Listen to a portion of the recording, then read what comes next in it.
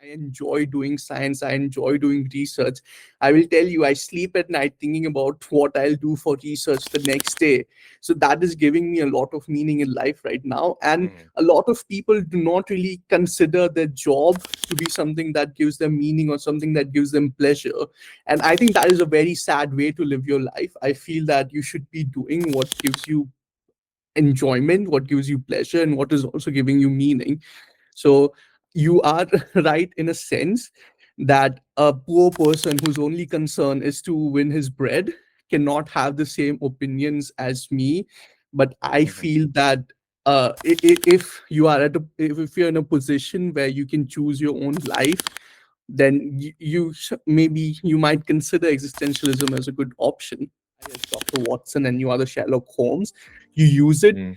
when you can understand what it's saying and you can actually correct it, like Sherlock Holmes would do with Dr. Watson. Like, even though Sherlock would know the answer, he would ask Watson, what do you think about this, like what do you think happened Mm. here? So that is a way for him to first understand how other people are thinking about this, and also just to test Watson for his own amusement. And if that is the role we are using these technologies in, that is perfectly fine. Like, if we have the expertise and we are using it just to make our life easier, then that's a great use of this technology. However, if we have no expertise in this area and we are going to take the word of ChatGPT as gospel, then that is not going to work very well, because then we are going to go down a path where we don't know what it's saying, whether it's correct or not. Also, I completely agree with your sentiment about coding being dead. I think a lot of problems where there is a right answer, where the problem is in a deterministic space, it can be computed, they're all going to die. It's very sad, but whatever is going to give you an answer, it's going to be dead. And that's why fields like design are going to come up, because there are no right answers in design, or even something like architecture, like there's a lot of creativity involved. Okay. So it's going to be very interesting for India, especially because India creates coders. Like, that's what it Mhm. does. The economy is based around that. So what are we Mhm. going to pivot to? That is a very difficult question that needs to be asked, and we need to plan ahead, because what are, like, all of these people, millions and millions of people, what are they going to get employment from? We Right. not require 100 coders for a small startup. We will require 10 coders who can check the code of ChatGPT or any other generative AI. So what are the other 90 people going to do?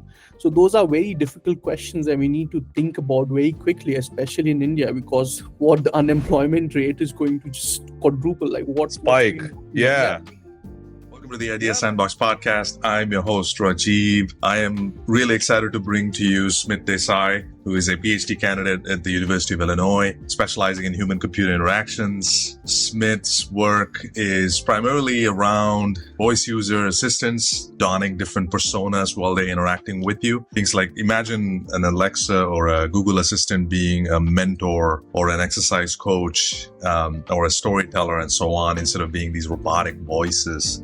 They take on these kind of fluid metaphors of what we would like them to be when we're interacting with them. It's a novel concept. I love the idea, and that's where his research is at. It's also informed by his deep love for existential philosophy. This is something that we got into through the discussion, through various topics that we discussed, which is fascinating. It opened up my eyes about what that was, and I've been going on down the rabbit hole trying to teach myself more about that. Anyway, we talk about AI as it is the hottest thing out there, but also how we can use it to make our lives easier, and ways in which make sure that we don't take in erroneous information and things like that, but also the reckoning we will have in India if we didn't prepare ourselves for how much of a disruption it is going to be in terms of code. And India puts out a lot of IT exports, which are primarily code based, and how we need to prepare ourselves and not be distracted. Talk about the distractions currently. Talk about caste and how it's stratified our society, something that I'm deeply passionate about, and deeply want to kind of educate myself as to what the construct is about.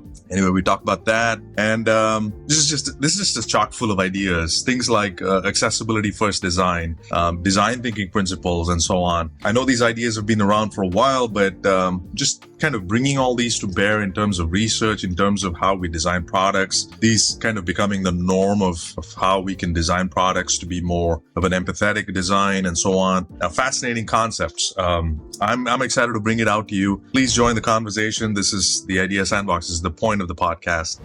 Love and cheers, the Idea Sandbox.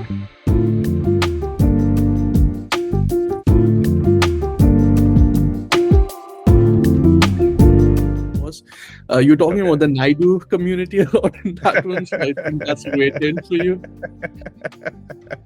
Well, it's like Caste has been kind of my one of the kind of hobby horses, if you want to call it that. It's just like something I'm just curious about, and actually wrote a blog a couple of days ago. I put it out, and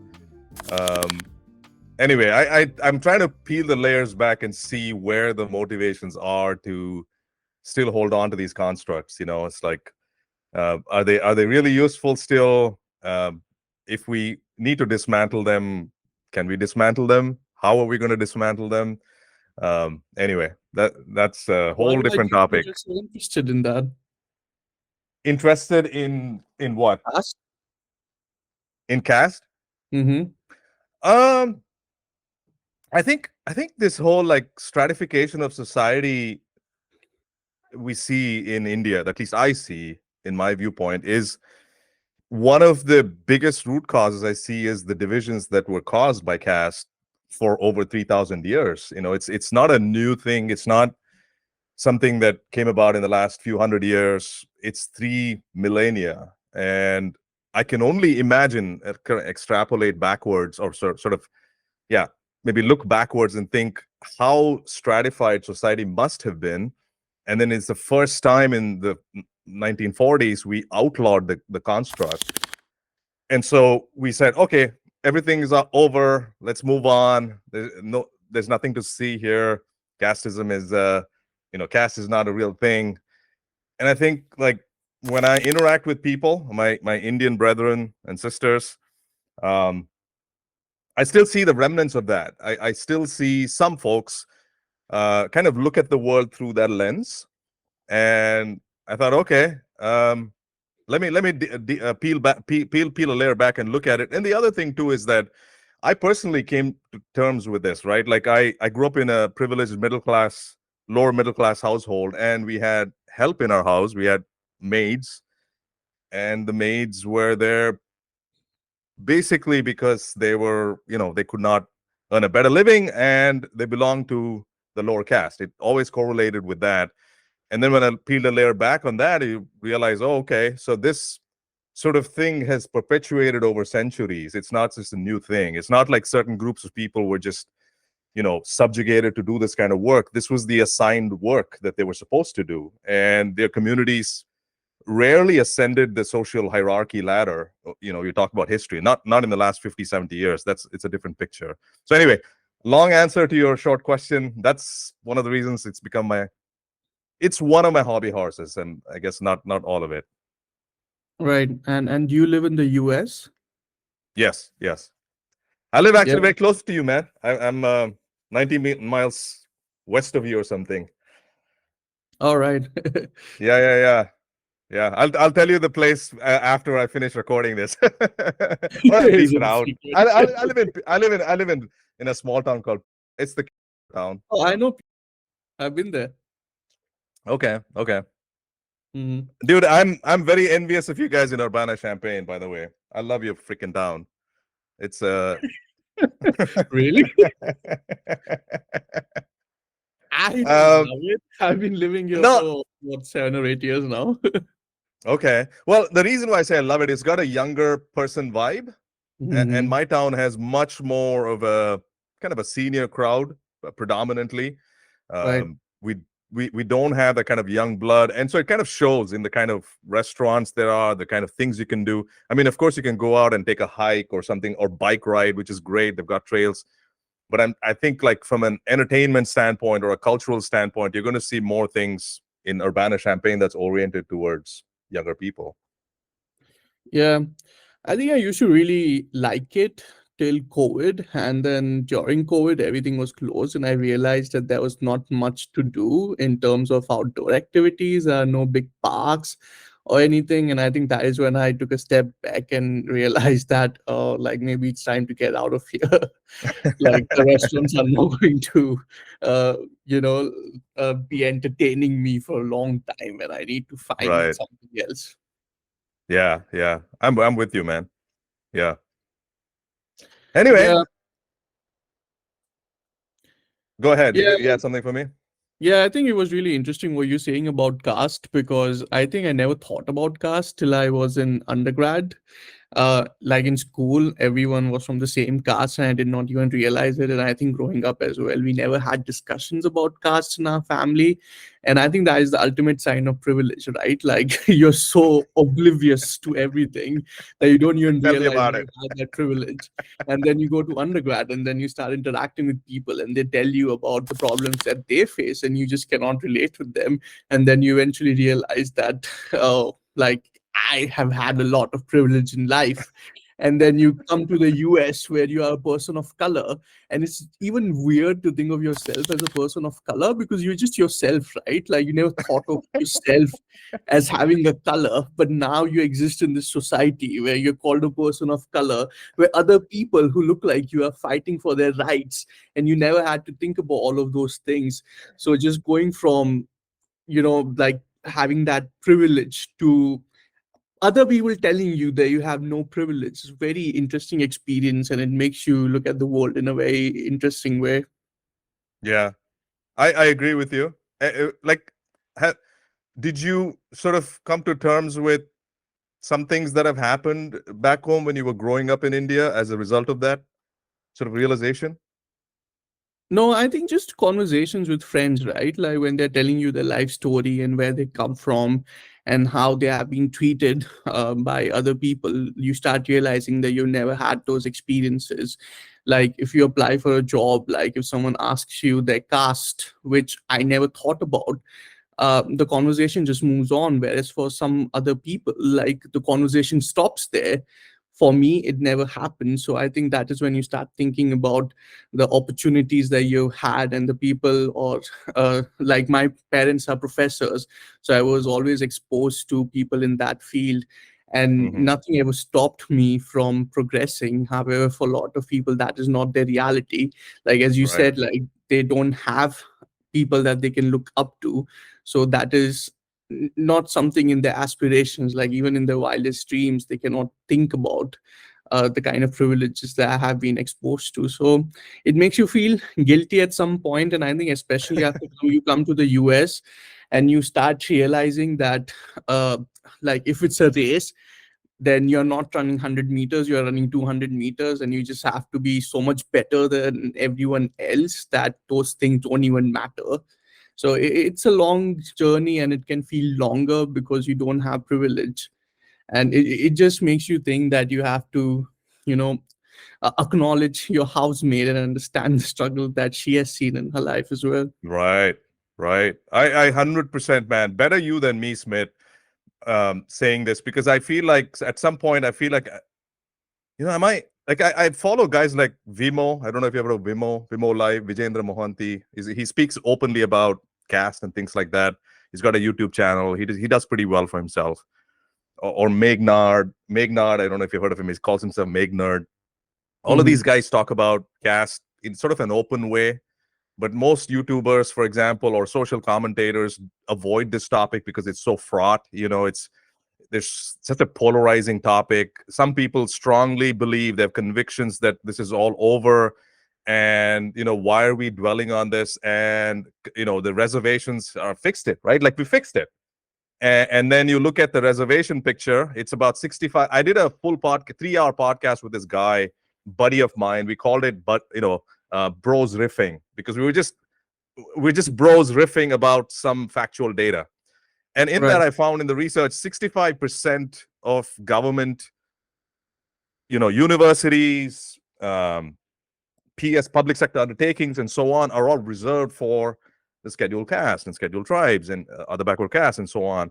So it's like, well, you have all sorts of problems now, right? Like you have 35%, the remaining 35% is left for grabs to meritocracy. That's about it. So one in, 2 out of 3 people are already picked for you by the time you get to some position or something like that. So that is, again, so you've got that kind of a, people looking at it from their birth order and thinking, okay, I'm high upper caste or whatever, general category.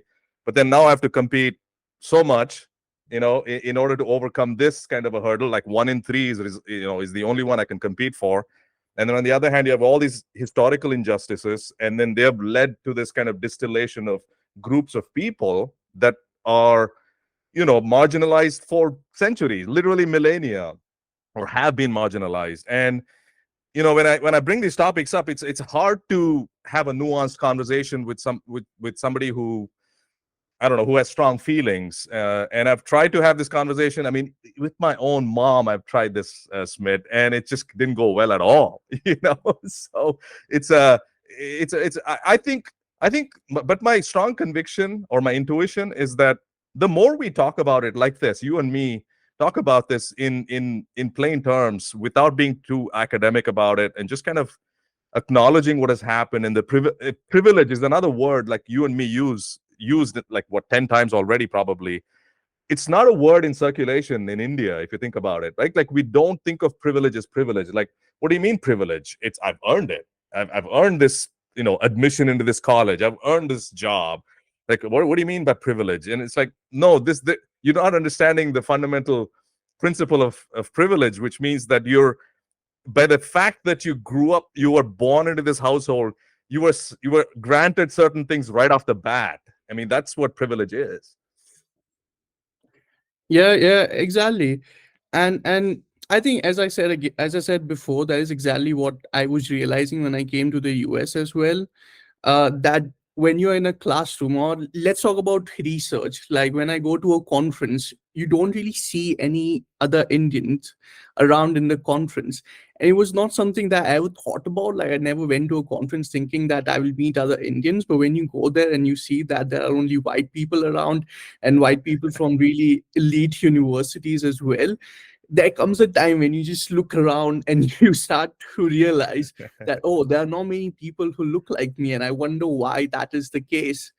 And it does get to you, and I'm pretty sure in India as well, people have that experience that they do not really have people around them that speak the same language or like have had the same life experiences. So when you're Yeah. not exposed to the environment enough, and it's all about practice, right? Like if you're exposed to an environment enough times, you get good at it, and then you can excel at that. But if you don't have that, then you just cannot really progress a lot in life. Yeah, very true, man. I was talking to that very point. I have an anecdote. Another a guy. There was a guy my mother used to kind of support his education and things like that, and he was born into a poor household. Blah blah blah. All the kind of setbacks that one could have in life. Like his father worked, whatever job he worked. So he went to a government aided school. So not government school. It was a public school. It was a government school funded by the government. And we all know how those work. They're grossly underfunded. And at the time, now the rules have changed since 2014, but pre 2014, the medium of instruction was Kannada from 1 through 12. So you only studied geography, so social studies, everything in Kannada medium. When he reached the 12th grade, he had to, when he was getting into a degree program, he did not know how to speak English, comprehend English, none of that stuff. And he wanted to pursue a degree. He wanted to get like a associate's degree, And so he Mhm. turned on a dime and learned English within like 3 months. He went like, coaching classes, all that stuff. And like, I admire the resilience of people like that. Like, holy cow. As a society, in a sense, we failed you because we didn't tell you that you needed English to progress beyond, like if you wanted an advanced degree or something. But just the fact that you pulled yourself by the bootstraps and said, all right, I'm going to learn English and somehow crack it. And he cracked it. He did it too. I'm just like so impressed with him. And Yeah, I'm sure and there's tons of stories like that. Yeah, I think it just makes a lot of sense because the only way to succeed then is to be better than everyone else and to be a lot better than everyone else. Like Yeah, being better does not even work. You have to be obviously better than people around you. But I think again, like caste system is something that emerges in every society, no matter where it is. So I read this book by Isabel Wilkerson called Caste, and I think she talks about that in that book. That caste is something that just emerges in whatever society you look at. And one of my favorite questions to ask people from different countries is what kind of caste system exists in your country. For example, in Europe, a lot of caste is situated around people who live in rural areas versus people who live in urban areas. And that is their great divide or their great conversation to have, and what is the in group and what is the out group there. So it just somehow seems to exist in America. It's based on race, which I think is the worst kind of caste system because it is just reflected on your skin. And it's very obvious then to separate people into different groups just based on your skin. With us, it's based in our names. So when you ask someone their name, you start realizing what caste they are from. So these signifiers are just everywhere. And I yeah, don't know if there's a solution to that, but there should be because I feel we should get away from it in some way. But yeah. we just as humans signal a lot of things by the way we talk, the kind of English that we speak, the accent that we have, the clothes that we wear, and we are Yeah. just signaling constantly. And other people read those signals in different ways, and it's just difficult to get away from it. Yeah, I think I mean I'm firmly convinced, Smith, that the only way out of this is through enlightenment. We have to have like this kind of intellectual enlightenment happen in our country where we fundamentally realize the kernel of truth, that is that we have to treat each other as equals. That has to be the ground basis of any kind of human interaction. And I think America to some degree embodies that, at least the Midwest, from where I've lived for so long, is that that was such an alien concept when somebody said that to me, like you don't treat each other, we don't treat each other as equals. Like what? And I thought, what do you mean treat each other as equals? Like how? So I was conflating seniority with equality, so but that's not the point of treating each other as equals. Treating each other as equals is giving each other the human dignity that we deserve by the very fact that we're human beings, right? Anyway, so I'm dwelling a lot on it. I think it's a good segue, man. Like you write about yourself as an existentialist on your website. Can you talk about why existentialism? I'm going to take a hard pivot out here. Why existentialism, and did that happen to you much early on? Was it kind of a recent thing that you sort of kind of espoused? No, I think existentialism is something that I have been reading about since I think 10th or 11th grade. I Wow. was supposed to be preparing for my engineering exam, but I was really losing math, science, whatever the board exams were. And I was Uh, losing interest in that because I was reading a lot of philosophy at that time. And I was starting to just wonder about life a lot. And I think it was the wrong time to do all of that. But I was diving very deep into the works of Albert Camus, especially. I consider him to be a role model. I carry Myth of Sisyphus everywhere I go, and I try to read it at least once a year. And wow. it has really stayed with me because I feel that uh, it does not tell you how to live your life, but it answers a very fundamental question, and that is life worth living? So the book itself starts with the question that is suicide the only important question in philosophy? And then he breaks that argument and he tells you why that is not a great option, that living itself is the bravest thing that you can do. Because we are in a society, or we have been left in a world where we don't really know where we are going, right? It's like driving in snow. You can't really see where you're going, but the only thing you can do is just keep going ahead. And that is what our life is. Like, we don't know what the meaning of it is. We do not really know why we are here, what is our purpose, but the only thing that we can do is live.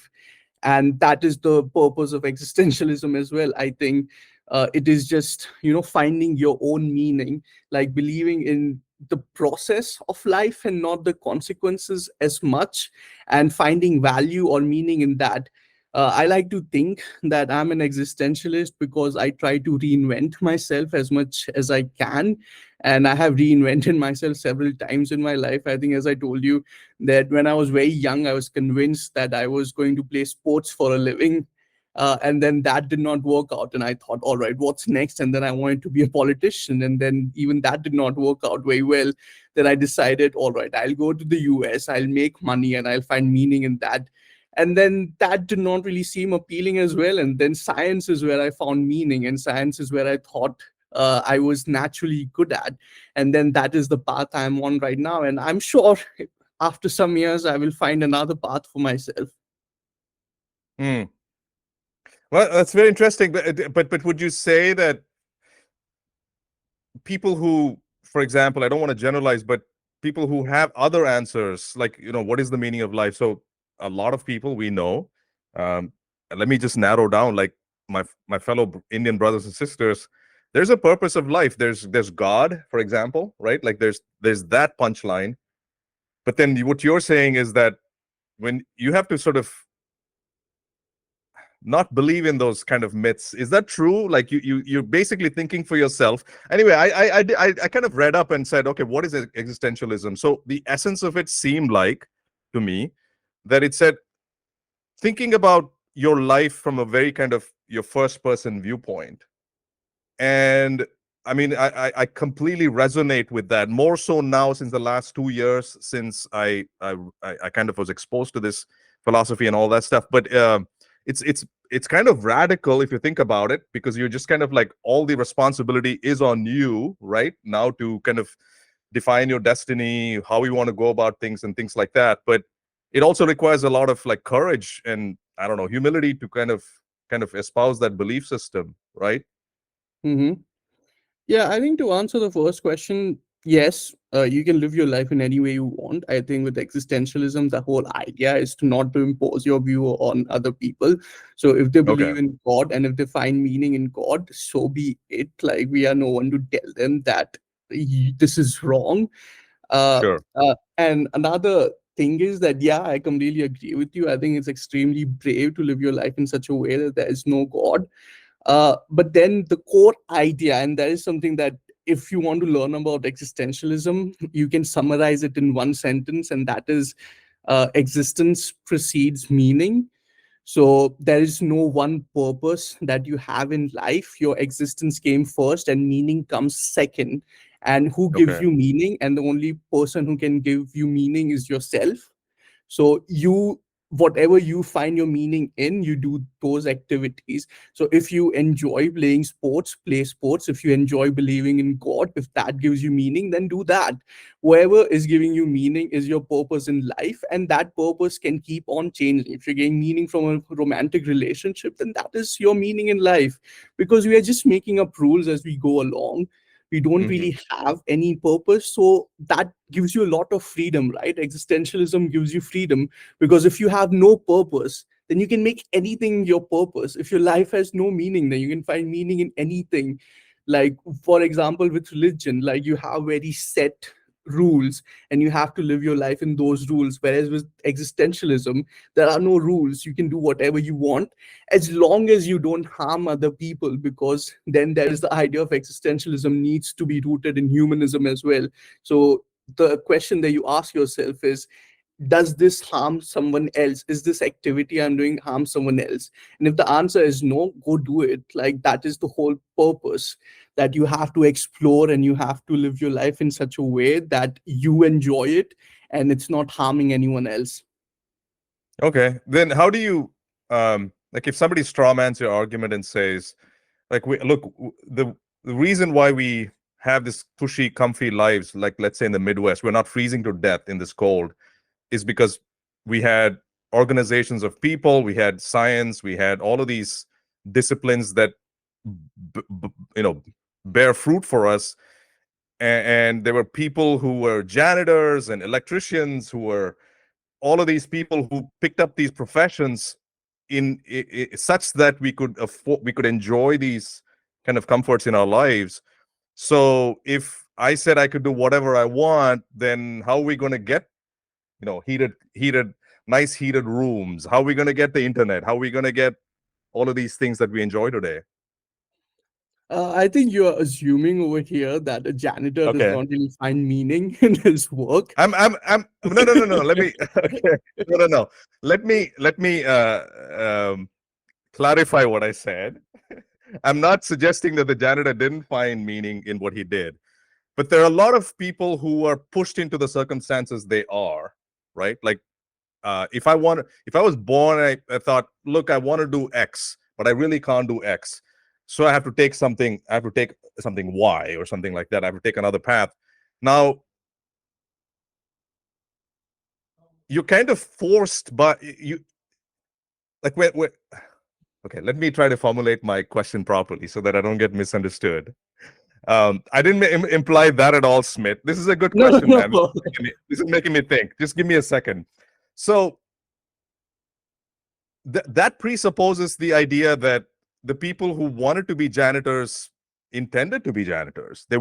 This was their life purpose, and that's not true either, right? But I guess my bigger point is that we had to have design on society in such a way such that we progress in society, right? Like, we had to say we need 100 people to be janitors, we need 50 people to be electricians, we need 50, so on and so forth. That is the thing that gave us this product of this modern living. Mhm. So how do you square that with existentialism? Yeah, and I think that is a very interesting point as well, because existentialism is definitely, you can argue, is a rich person's philosophy, because I think a lot of people are conditioned to their life and they do not have the privilege of existentialism, like Hmm. like the example that you gave. And I think that is very true, and that is also why existentialism came about in the 20th century, during war, uh, when people were actually struggling to find meaning because they were seeing their friends die in the war for no purpose at all. And it was also birthed in Europe. And that is also why, because like Europe is a relatively rich country. So all of those conditions led to existentialism. So Okay. but I think now we are in a situation where we have those privileges. Again, I feel like privilege seems to be the buzzword of this conversation, where we can where we can do things that we enjoy. And again, I feel like when we say things we enjoy, we often think about indulgences and we don't think about our purpose in life. Like, I enjoy working, I enjoy doing science, I enjoy doing research. I will tell you, I sleep at night thinking about what I'll do for research the next day. So that is giving me a lot of meaning in life right now. And Mhm. a lot of people do not really consider their job to be something that gives them meaning or something that gives them pleasure. And I think that is a very sad way to live your life. I feel that you should be doing what gives you enjoyment, what gives you pleasure, and what is also giving you meaning. So you are right in a sense that a poor person whose only concern is to win his bread cannot have the same opinions as me. But I Mhm. feel that if you are if you're in a position where you can choose your own life, then maybe you might consider existentialism as a good option. Okay. Okay. And have you noticed, are there some things like nuggets of truth? Like, let me ask you in a different way. When I espouse this kind of belief that, I have to think for myself, I have to act on my own behalf and not kind of wait around for other people to make decisions for me, or be just the victim of fate or something like that.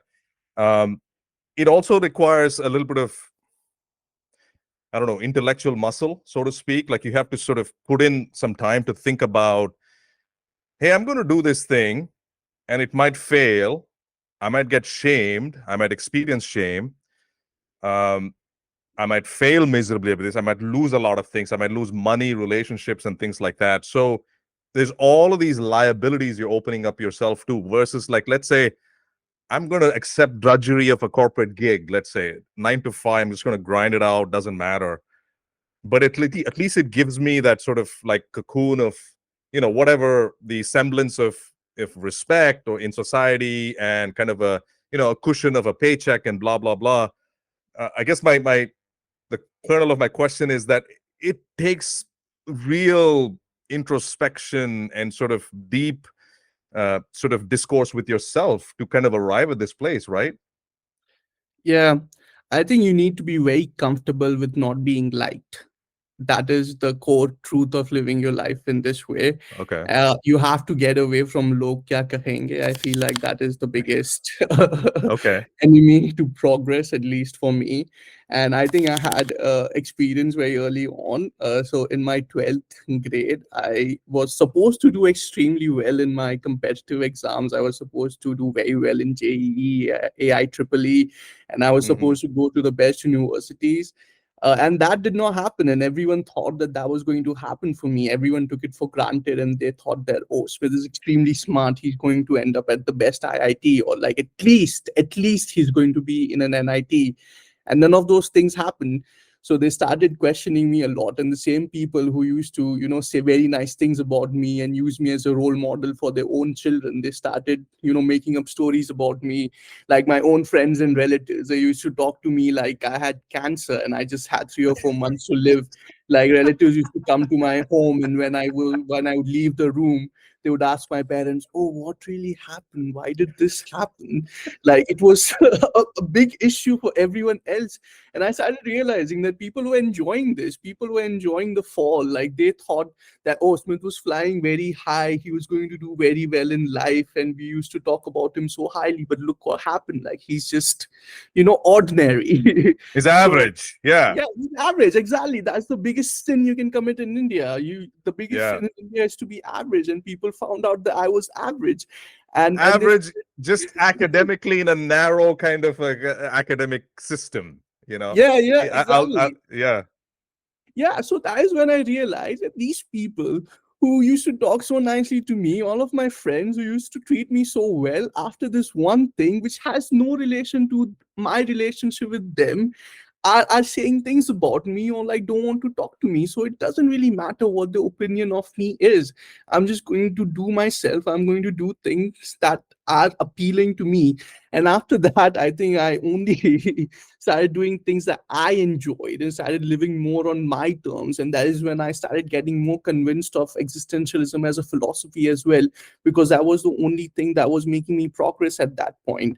So yeah, as soon as you get away from log kya kahenge and you start being very comfortable with being disliked, with being alone, with just standing by your convictions, you live a lonely life, but you also live a very fulfilled life. At least that has been my Yeah, experience. 100%, man. I resonate every word of what you just said. I'm making a video right now. I'm in the process of producing this video um with this very idea, log kya kahenge. That's the kind of the title of the video, and I'm putting it out in Hindi and Tamil in on my other channel. I'm kind of experiment on my other channel now.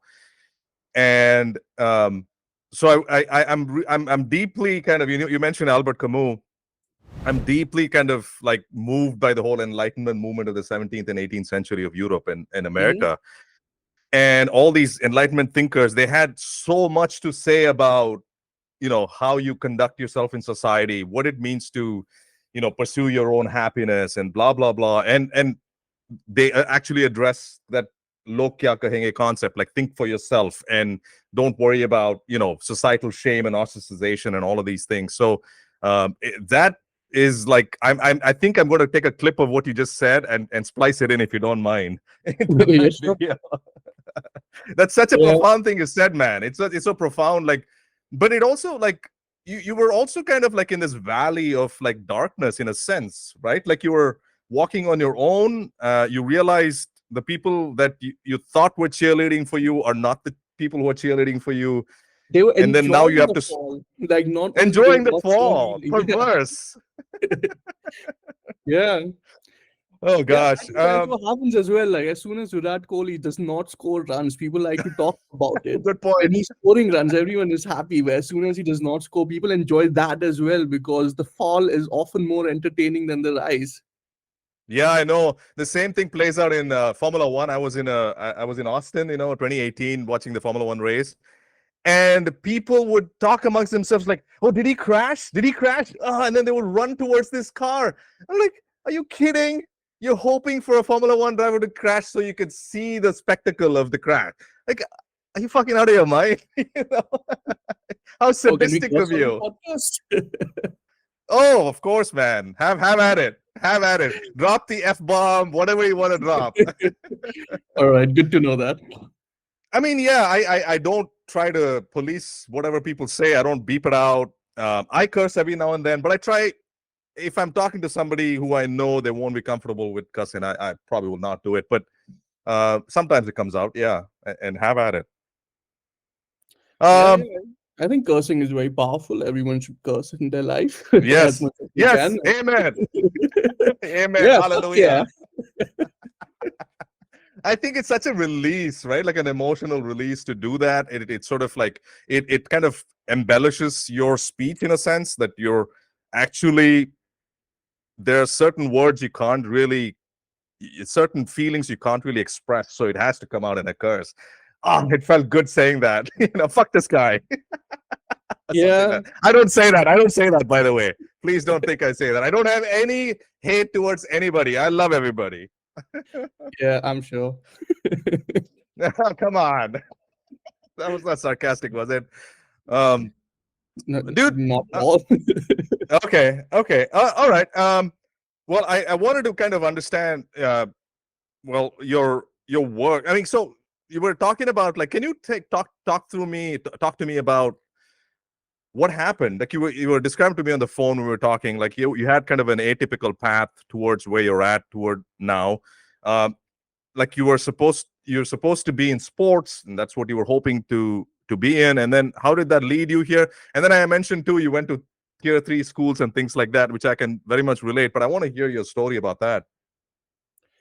Yeah, so I think when I was very young, I used to enjoy playing cricket a lot. And I think till seventh or eighth grade, I was convinced that that was going to be my path in life. I was going to play cricket for a living. I was going to be the captain of the Indian team.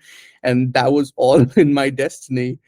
However, I think by seventh or eighth grade, it was very clear that other people were progressing very quickly and I was going to be left behind and it was just not going to work out. You mean But in then cricket? yeah, in cricket, like other people were just progressing way quicker than me, and it was just not going to work out for me. A lot of coaches told me that it's not going to be a very simple path for you, which is a diplomatic way of saying that you're not going to make it. And I believed them. I think I did not have any reasons to not believe them at that point. Uh, so I decided that, all right, what's the next best thing I can do in my life? And I think the path of IIT looked very clear because I think that is the usual path you are prescribed when you are in your eighth grade and you are looking for a career. So I started working towards that, and I used to enjoy maths and physics at that point of time. But then I just got diverted to philosophy, and I used to read a lot. I used to read about 6 or 7 hours every day. Even then, Wow. but I was not reading textbooks. I was reading all sorts of other books. I was reading lots of Camus. I was reading nonfiction a lot. I would read novels a lot. And that was something that was giving me a lot of enjoyment. And then by 12th grade, I just was not interested as much as I should have to crack IITs. I meet people who are in IIT over here now a lot, and they basically locked themselves in a room for 2 years, and all they did was study for IIT. And I don't think I've ever had discipline like that, where I can just say that this is what I'm going to do with my life for the next 2 years. Like, you give me Mm. food, you give me everything, and all I'm going to do is I'm going to study. And I don't think I had that discipline. I think I was still good enough to crack the exam, but due to various circumstances in my life at that point, it did not really happen. It's not something that I would want to dive into, but it did not really happen at that point. So I went to a tier 3 college, and I think that experience changed my life completely. uh, I did not really Also, learn much about engineering in the tier 3 college. So that was a college in Surat, Gujarat. So that is where I lived as well. So I did not really learn much about engineering, but I learned a lot about life there. And I think those are the lessons that really stick with me now too. So over there, the first thing I figured out was what are the smartest people in my college doing. And what they were doing was they were engaging in college elections.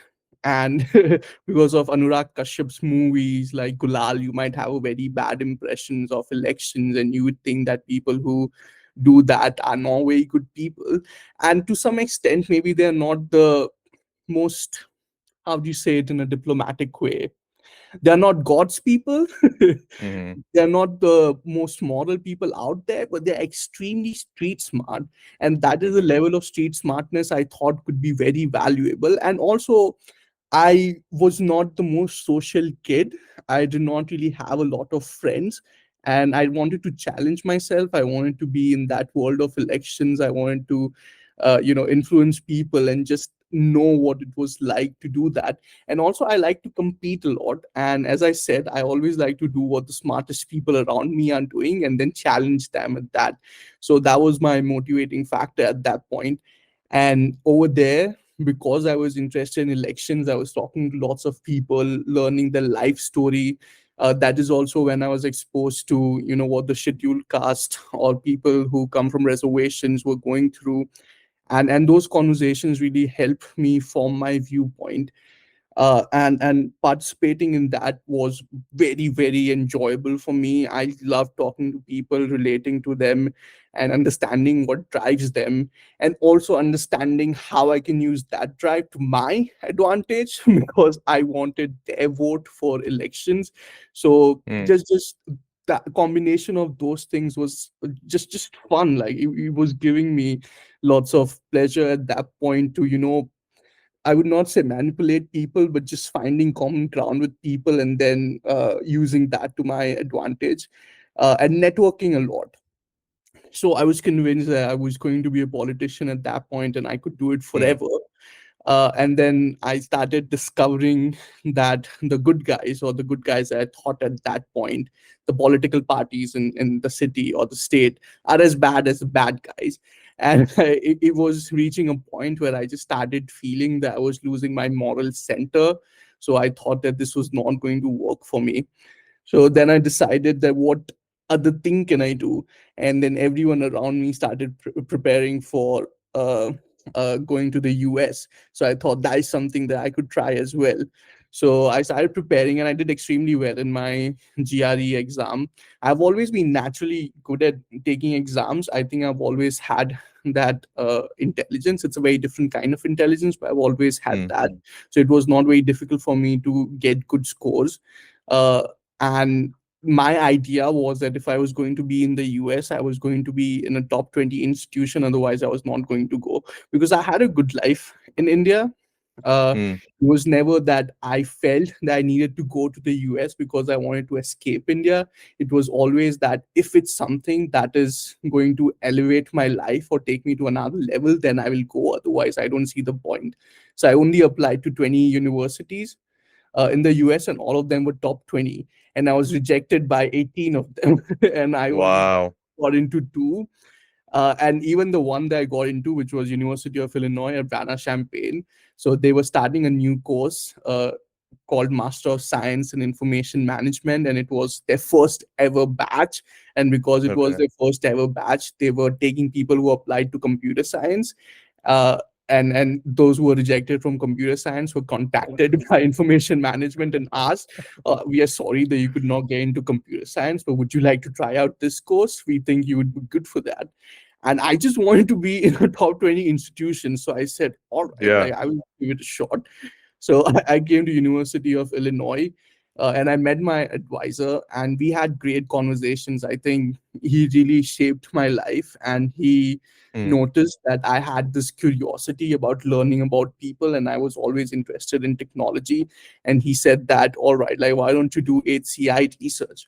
So HCI is human computer interaction. So it is a combination of computer science and cognitive psychology. So what you do in this job is basically you develop technologies and then you test it out with people, and you see if the technology is working for people or not. Then you look at the technology from an ethical point of view as well. You see the broader implications of deploying that technology in society. So it's a lot of things that I was prepared for in my life, because I had the experience in undergrad of relating to people, asking them questions, learning more about them. So those experiences came into fore where I could naturally connect with people very easily. And I was always good at building things. I was good at coding and building technologies. So it was just the Mm. perfect thing for me. And then eventually I started also discovering that I had a natural talent for designing research studies, which is something that can be very challenging, but I always just found it extremely simple. I just found all of those things very intuitive. So I thought that this has to be my purpose in life. If this is something that everyone else is finding very difficult, but I just get it very naturally, very intuitively, then I should do this more. And I started working on more research projects, and I was just very deeply involved in that world at that point. And I decided that I don't want to earn money, I want to do research, and I applied for a PhD. And then we can talk about after the PhD journey more in your next questions, I Okay. guess. Yeah, man. I want to go back to and thank you for walking me through all of that. I mean, there's one thing, Smith, I really appreciate about you, man. You're just very honest about everything. It's like there's no airs about you. I love that. You're very down to earth. So I really applaud you for that. Um, I think the one question I want to ask, this is something I was curious about. I never got to meet somebody who's actually been in the flesh with these kind of, I guess, political movements in on universities. Like I always was curious about it because I remember when I was growing up, I would see posters and banners, ABVP, AVP, and all of these like organizations that were youth organizations, right? Akhil Yeah, Bharati Vidya Parishad and all these places. Like, but I found out later in my life, like those are like kind of the pipelines through which people get into enter politics. And yeah. so I guess my question is that what kind of archetype of a person do you see who sort of joins these institutions? In other words, let me put a finer point on it. It takes a special kind of person to say, if everybody else is going towards academia or studies and getting a job, I want to get into politics for reasons X, Y, and Z. And that takes a lot of conviction too, right? Like, and so do you see some correlation with certain sections of society get into that kind of space, or is it all sort of happen like kind of more like serendipitously, like sort of what happened to you? Uh, I think the one problem is that when we talk about intelligence, especially in our country, or I think globally as well, when we talk about intelligence, we talk about it in a very limited sense. We talk Hmm. about quantitative intelligence, we talk about IQ scores, we talk about GPA, and all of those things. However, intelligence comes in multiple forms, and I feel being intelligent in politics is a very different kind of intelligence, but it's something Mm. that you can very easily see on people. If someone is street smart, I think you're going to know that from a conversation very quickly. And I was very drawn to that kind of intelligence because it was something that I did not have. I told you that I did not really grow up with a lot of friends. I was never a popular kid in school, and when I was meeting all of these people, they were very naturally good at making friends. They were very naturally good at learning about me, learning about my life story, learning about my caste without asking my caste as well. All of those things they were just very naturally good at. And I thought Yeah. that this is the kind of intelligence that is in abundance over here. Like, it might not be a university or a college where and everyone is academically very smart, everyone is smart in a very traditional sense, but they're very street smart, some of these people. And I thought that if this is the smartness that this university has to offer to me or is around me, then I should probably take that smartness and try to learn that. Because I told you that I wanted to compete. Like, I've always wanted to relate it in a way that moves me forward. And this was the thing that stimulated me at that point in my life, and that's why I wanted to get involved in that. Yeah, so it sounds to me that um I mean, I'm not saying anything new here, but the prerequisite for being a good politician is to also be a very street smart person, at least in India.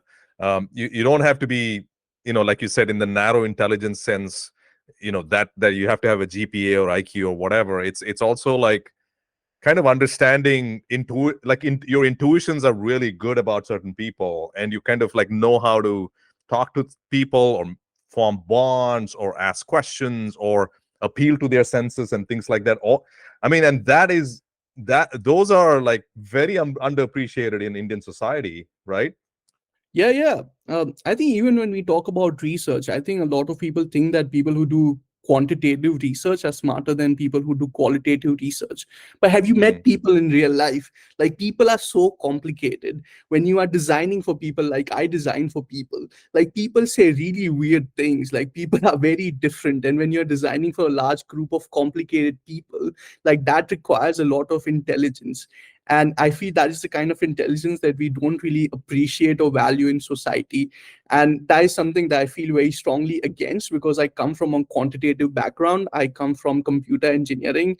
I never thought I was going to do any qualitative work in my life. However, when I started doing qualitative work, I started realizing that it's a lot more challenging than doing statistical analysis or like working with coding.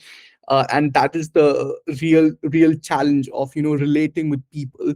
That is what you do in your job as well, right? Like, I'm sure you have done interviews where you cannot relate with people at all, but still you have to find some sort of common ground and push the mhm. conversation forward as much as you Yeah. can. And that requires a lot of talent, and that requires intelligence, and that requires, a conviction. As you said, like, you still have to believe that even though this person is not as responsive as I would want them to be, I still can find some value in this conversation. And that can be Mhm, very challenging, and a lot of people can't do that. I think because you do this job, like, it might come a bit more naturally to you than a lot of people. But for mhm, someone like me, I had to learn it. I had to, read about it, and I had to go in a very different way, and I had to shadow people that I really admired. mhm. And eventually I started understanding their little tools or techniques, and then I started implementing them. And I had to fake it till I made it. Like, I had to fake being confident a lot in life, and now I feel very confident in life. I Oh, don't have cool. this fear of public speaking or anything like that. But I had it at some point in my life. But like, you just have to pretend to be the person that you want to be, and then eventually you will be. Yeah, I think I guess my 2 cents on that is that um, this is like people have told me this too. It's nothing new. I'm saying is that I was a very introverted person myself. I barely would speak up. I was a very shy kid and things like that. And then at some point, a switch turned on. I mean, I moved to the Midwest working in a large corporation, so I had to speak up. There were, if you didn't speak up, you were not going to be heard in designs and things like that. If you were working on design, so but I think also something that had a profound influence on me was um, just like looking at podcasters for so long as I have. And it's just like the fact that people can have this versatile skill set of talking to a doctor, a physician, and an astronaut, and a businessman, and all that. Like, holy cow, these people are actually, they're so um, versatile or sort of like smart on their feet. They can think on their feet, and they can sort of like engage with anybody, like you said. And I think it's almost like a muscle, I feel. Um, and at the same time I I'm pretty convinced, as I do my research over and over, is that generalists are like are eventually going to sort of like not prevail, but specialization, that like a person who can orchestrate multiple domains of disciplines and interdisciplinary ideas is going to be like you're going to be able to produce more things, because you can understand certain fundamental abstract principles about different areas and sort of connect them together. At least for my aspirations in my life, what I want to do, and uh, that's something I have to grow, and I'm trying my best to grow that. It's like to sort of understand how I can engage with person X and person Y and person Z, and they're all in different professions. And it was not something I got easy. I guess that's the point. It's like I had to really sort of work hard at it, and just fucking fail, like miserably fail, and then learn, and then rinse, repeat. Yeah, yeah, exactly. And I think when you don't have it in the beginning and then you get it, you appreciate it a lot more. So that's Yes. exactly the situation with me as well, because I did not have connecting with people very naturally in me. When I started doing that, I could appreciate it. The same with qualitative research that I do as well, because I was not very good at it in the beginning. Now I appreciate it a lot more. But yeah, I think Mhm. going back to what you were saying, you're completely right.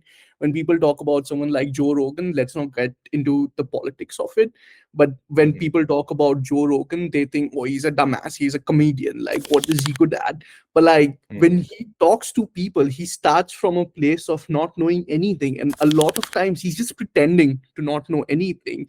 He's extremely Mhm. smart, he wants the person to feel comfortable, and that requires such a high level of intelligence to, disarm yourself in such a way that the person who you are talking to can guide the conversation when you are Mhm. supposed to be the podcast host, right? Like he's letting the person he's inviting guide the conversation, and he can engage with them, and he can make it humorous.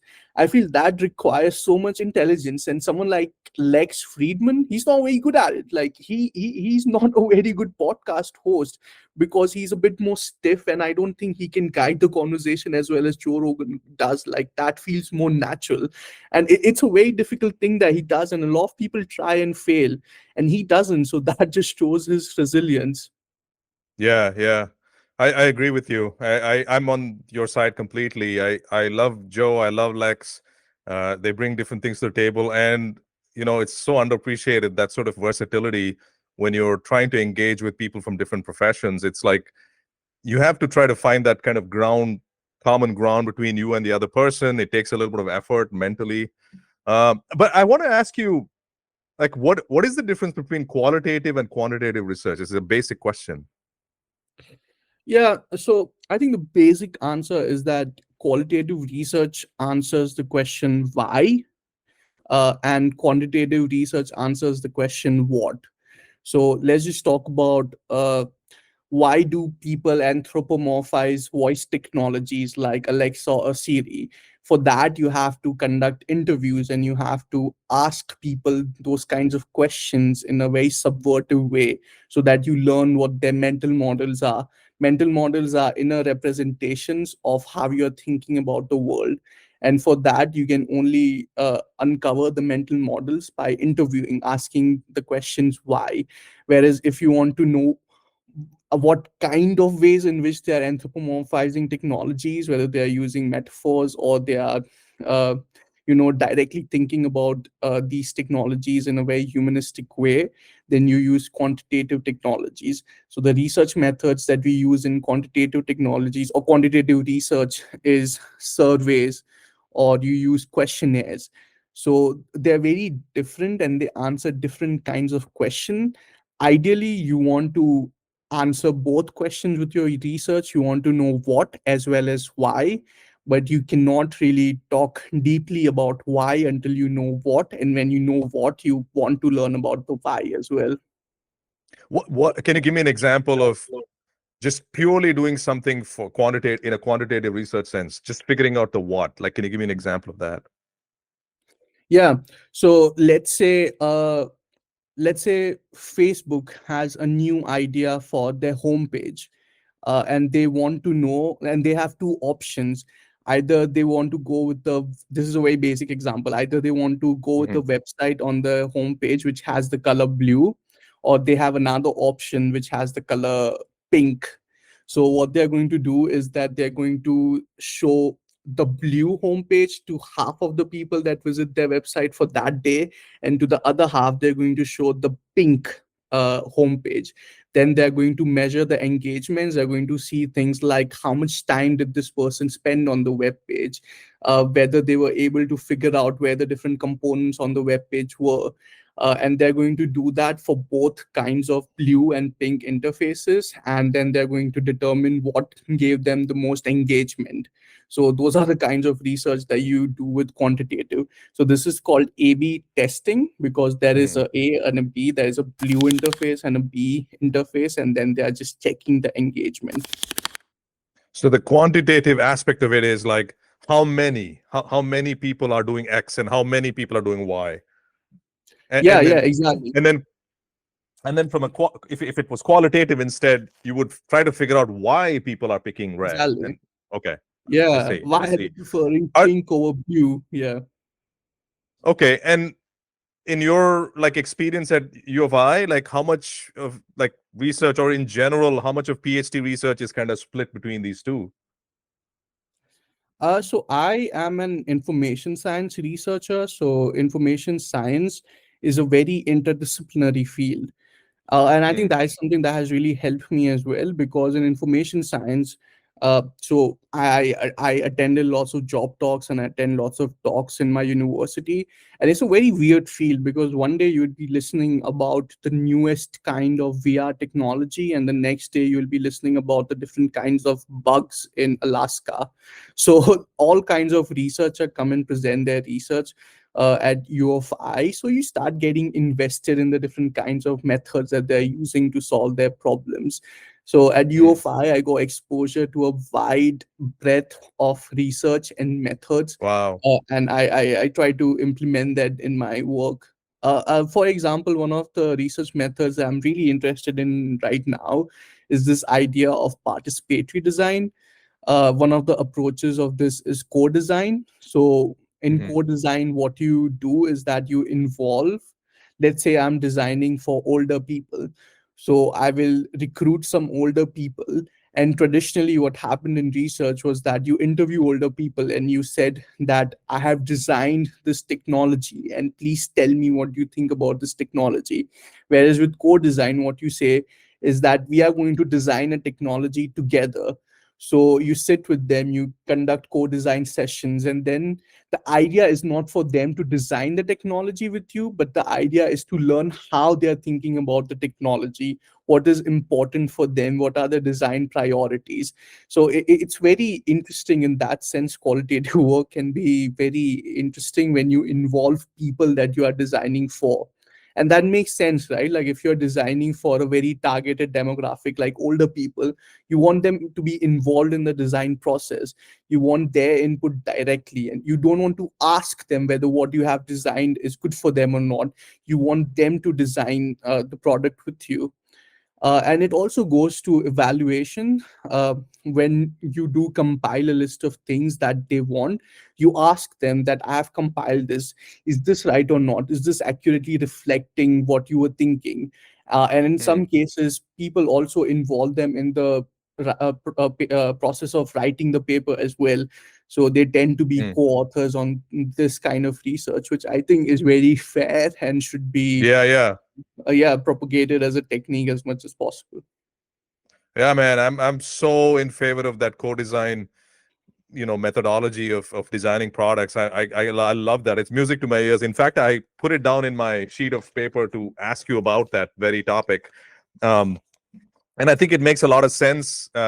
Unless you're a genius like Steve Jobs and you know exactly how the phone should feel in your hand and you design something. I guess because wasn't that how he kind of came up with it? Was like, this feels good. And this design is amazing. It's got glass and it's got aluminum. It's great. And he kind of led the industry in that. Like, sort of. I mean, of course, he had a team of people and all that, but it was one person's conviction. But what you're describing to me, like, how can you describe to me, like, based on your intuitions, Smith, what other kind of fields can we scale up this co-design sort of thing to? Can we design cars like that? Can we design appliances like that? You think this is kind of be this philosophy could be applied across many different fields, so we have less waste, so that way we're not like making products people don't want? Yeah, 100%. And I think this is an idea that does translate disciplines a lot. So the broader line of research is called design thinking. I will not go into a lot of detail about design thinking, but one of the very influential books in design thinking is Invisible Women. As Mm, much of a visionary as Steve Jobs was, the iPhone does not fit into the palm of a typical woman, and that is mm. because it was designed for men. So when cars are Okay. designed as well, like they do a crash testing, you might be aware of Mhm, crash testing. And for crash mhm. testing, the dummies that they use are designed based on bodies of men. They're not Holy designed cow. based on bodies of women. So You're gonna embarrass us, men. oh, are you Yeah. aware of that process? What process? Oh, just crash testing. Oh, you meant Oh, embarrass men. no, yeah, just like, we're so, male centric in our kind of thought processes and stuff. And it's very unconscious. Again, the bias is unconscious, and you kind of, when it's pointed out, you're like, holy shit, yeah, that's right. Yeah, yeah. Anyway. Yeah, so dummies are tested for men bodies. They are not tested for women. Another thing is Mm, BMI, body mass index. They are the studies were developed with white people for white ethnicity. It really mhm, does not translate well to an Indian body or a African body. It only translates mm. well to a white person. So these are the kinds of injustices that are called design injustices that exist in the society, Oh, and that is okay. because the end user or the person who's going to be the most affected by that design is not involved in the design process at all. So the core idea is to involve the people that you are designing for, so that we don't encounter all of these problems, so that typical phone fits into the palm of a typical woman. Okay. And oh man, I had a question and I completely forgot what I was going to ask you. Um, but at some point you got to sort of draw the line and say I'm done. Like I've taken enough, input from people. I'm going to go off and design. Where do you draw the line? The idea is that you don't draw a line. Okay. You try to personalize your products to a large group of people as much as you can. So in my research, I talk a lot about accessibility first design. And the idea is that if something is designed with accessibility in mind, if it's designed using marginalized population or people who are not typically involved in the design process, if it works for them, then it works for everyone, because those are the Really? edge cases. Yeah, those are the edge cases. I'll give you an example as well. And if Mm, something works for edge cases, like the product is going to work for a lot of people as well. For example, in one of my research projects, I designed a voice user interface that could act as a teacher, and it could impart health information using self-regulated learning strategies to older people as well as younger people. We designed the product using design techniques that were relevant for older people. We talked with older people to design this voice interface that could act like a teacher. And we did not take any input from young people at all. We did not look at design guidelines that worked for younger people or typical user groups. We only looked at older people and we only talked with older people. However, we tested the product with everyone, younger people as well as older people, and everyone were able to use this product. So mm, that happened because older people who are typically not involved in the design process at all, we designed it for them and it worked for them. Obviously it was going to, because it was designed for them, but because it mhm. worked for them, it worked for younger people as well. Okay, but it did not cause any kind of annoyances in the sense that you were blasting the end user with some messages that was unnecessary but was necessary for the senior population. You didn't run into those kind of situations. I mean, we are being blasted by unnecessary things all the time in design. We just don't see it because we train ourselves to not see it. Uh-huh. Like think of your favorite product and think of inconvenience that you have with that product. That inconvenience that might exist for you, after some time you stop noticing it. And the Yeah. same happens with these things as well. Like you stop noticing them after a while, but Okay. that inconvenience might be a feature for someone else or vice versa.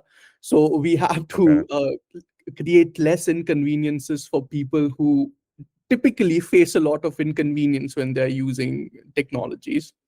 Okay. So the bias is more towards reducing inconvenience. Um, I guess. So what I'm hearing is that if you design it for the senior crowd, and the younger crowd will just kind of like whatever the extra design you've designed into to satisfy that crowd will sort of be ignored by the younger crowd. The point is that it works for the extremes, the edge cases, and then that's kind of scalable. Man, I never knew that's an interesting philosophy of going about products. How much like how many like product making companies these days kind of espouse that kind of belief, you think? Not many. So accessibility is not the focus of many companies. Everyone does research on accessibility, but it's never at the forefront of the product. Like Hmm. for example, what accessibility features are you aware of on your iPhone? Let's say. Hmm. I mean, I have an Android, but All right, what Uh, accessibility feature are you aware of? May I barely ask? anything. Barely anything. Yeah, but for someone who needs those features, I it's for know. them I way know. somewhere, right? I know. I know. They have Absolutely. to find those features for themselves, and I think that additional step, someone like you or me can easily navigate around it, but Mhm. for them, like, it's three more steps to do the same thing, whereas we Absolutely. can do those things very simply. So accessibility features are there, but they're always tucked away, they're always hidden.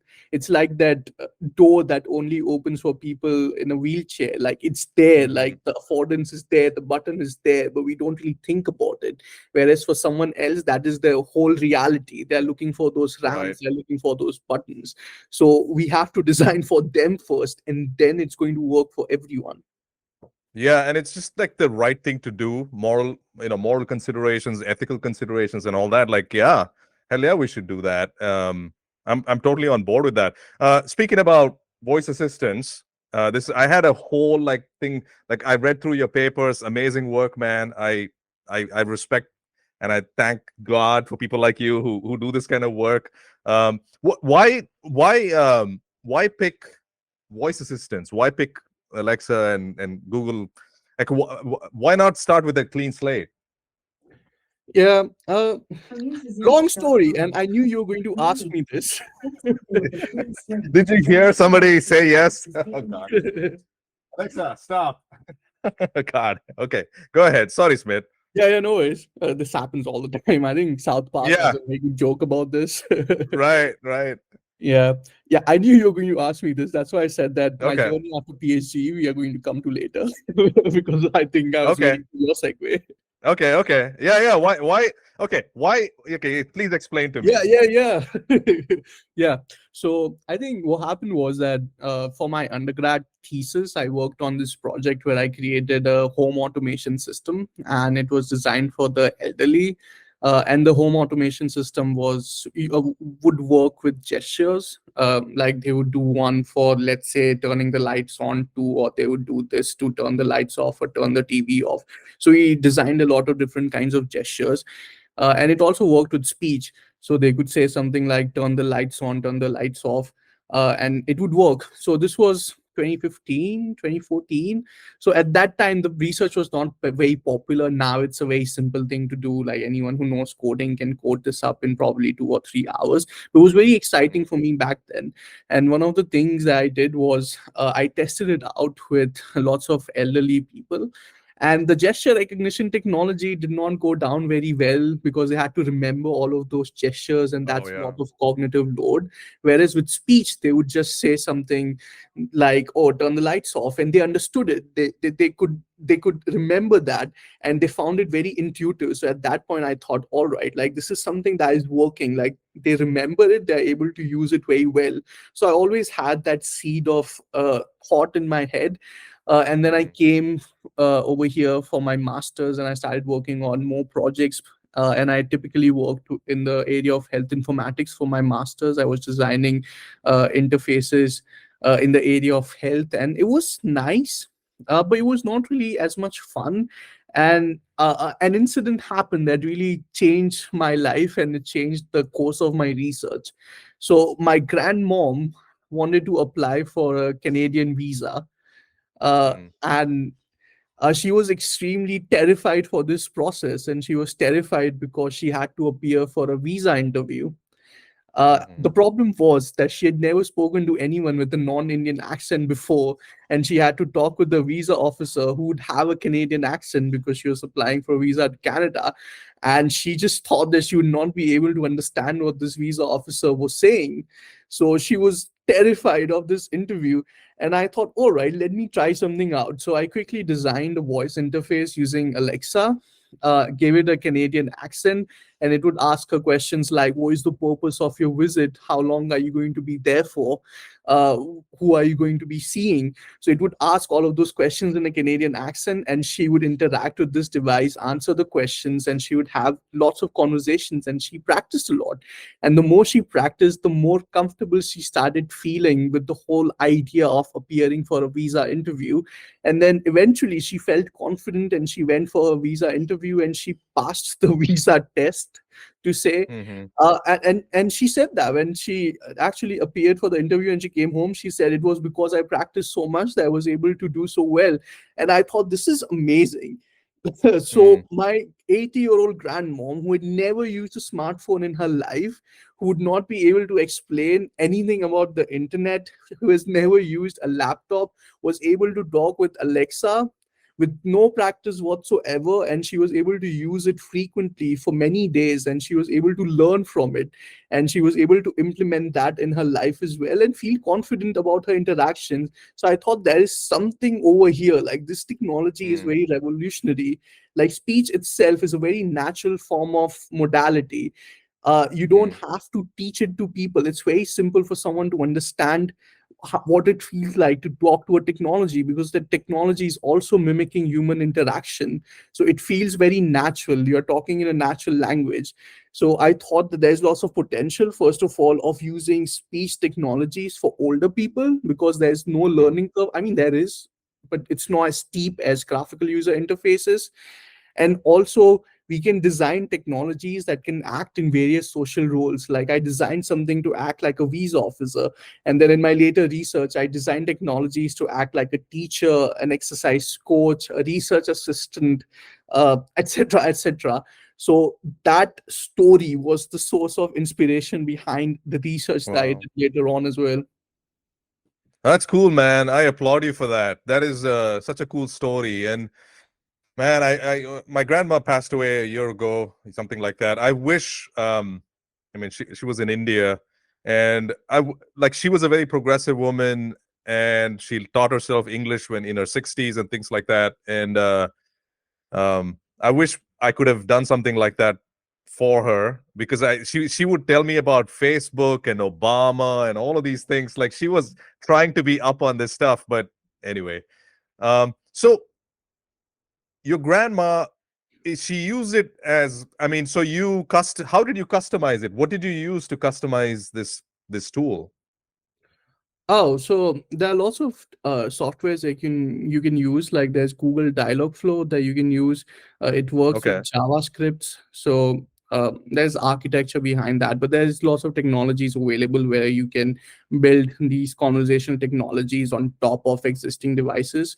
The Oh wow. ecosystem looks like an app store. It's basically just like designing an app for your phone, but it's a voice Okay. app. It's a conversational interface. So the process is very similar, just the tools that you use is very different.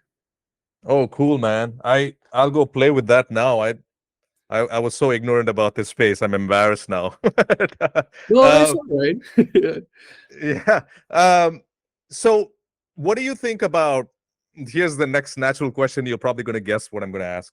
But I've been very like bullish about this whole like AI thing that's going on, right? Like that's the sort of the big elephant in the room, and we're all kind of using it in various ways and things like that. I mean I could confidently say I use enough AI to the point where I would need to hire half a person, like half a person meaning like half a year I have to hire this person, not literally half a person, but half a person a year. Like that is the amount of output I get from these tools I use, from for a variety of different reasons.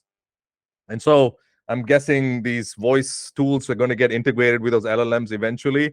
But I don't know, with these bipedal robots and figured out AI and Optimus and all of these things coming down the pipeline, do you think it's going to become all like merge into one, that sort of bipedal anthropomorphic robot form, or we're still going to have these things? Or I guess how is this going to all evolve? I know it's a hard question. We don't have a crystal ball, but you live in that world, you see that every day. And then on top of that, I'll tack on a few more questions.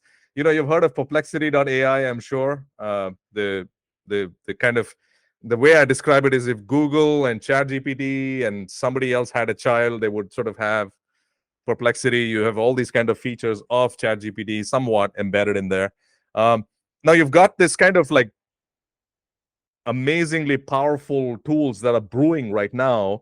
I guess what do you have? Of course, I'm sure you've considered all of these things. Where do you think this will go, and how would you like to see them go? I think how I would like to see them grow is a very complicated question, but I will tell you what I think is going to happen. I Yeah. think in the next 5 to 10 years, I don't think we are going to have a lot of softwares.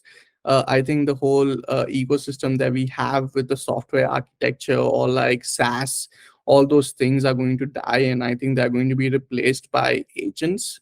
So right now you can think of ChatGPT as an agent. I'm very sure that other companies are going to develop their own agents. Also, I think you'll be able to create your own agents, and these agents are going to perform a lot of tasks for you. So we are going to evolve towards that, where I think a lot of what we know about computing is going to be changed. And is going to be replaced by this whole other architecture. So we'll have to relearn how we think about computing. We will have to Hmm. change the education system to a great extent.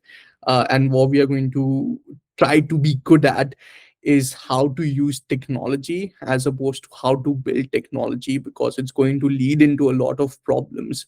So we are going to face a reckoning of sorts, because the world is very quickly evolving. I think just think about your life 2 years ago when you did not have Chat GPT. You had to write your own emails. Like Right. now, a lot of cold emails I send, I just ask Chat GPT to write them, and then I would just edit them. So that is a different skill, right? Like your skill went from writing to mainly editing. So Hmm. these kinds of new skills are going to be developed, and then we have to teach people how to do it correctly, how to do it efficiently. So a lot of how we use technology is going to change, and it will be difficult for us to adapt, because I think especially for us, uh, we grew up learning computing in a completely different way. Like I don't know what you started with, but I started with C, object oriented Fortran. Yeah. programming, yeah, and Yeah. all those things. Hmm. However, now all of those things are not as relevant anymore. And what is relevant is how you are using technology as opposed to what the technology is doing. So it's very different, the future. I think a lot of what you were asking also related to AGI, which I don't think is going to happen in at Mm. least our lifetime, uh, because of various reasons. I can go into that if you want. Mm. But we are not going to have that, but we are going to have a very different world full of agents. And I think a Mm. lot of technologies are going to get in the race of building their own agent. For example, if you are going to talk with Google's agent, it's going to have its own personality. If you're going to talk Mm. with Amazon's agent, it's going to have its own personality. So it's going to be about what personality do you like. And that is going to be very important in the future, that these companies are going to start peddling technologies as a companion, or as like their own USP is that this one is very flirty, or this one is very intelligent, this one talks like a professor. So all of those things are going to be in existence, and they're going to fight among each other, and we are going to be spoiled for choices. But it's not Mhm. going to be a very simple world to live in. The boundaries between what is human and what is non-human are going to be very blurred, at least in the digital ecosystem. Yeah, dude, I dream about the world where you are spoiled with choices. I dream. I mean, like just to give you some sense, I have both my paid Chat GPT subscription as well as my Perplexity subscription services. I go back and forth between that. I'm like, holy cow, this stuff would have been so hard for me to do. Like just a year ago, like you said, I can um I did few podcasts where live on the podcast I would bring these things up, and I'm still in production. I'm yet to put them out, or I splice them in right afterwards, and it's like, holy cow, this whole like searching, processing, summarizing, and providing the links, bang, in one step, it's all done. And this would require like a Jamie of a Joe Rogan. Now I've kind of had a Jamie, except that I have to sort of type things in or say things to it. I also have a microphone, and I have that dictation app, so speech to text kind of thing. So I'm trying to like just abstract myself. But what I find interesting anyway is that you think it's going to be harder for people to, you said you think it's going to be harder for, we got to retrain people to sort of interact with these computers.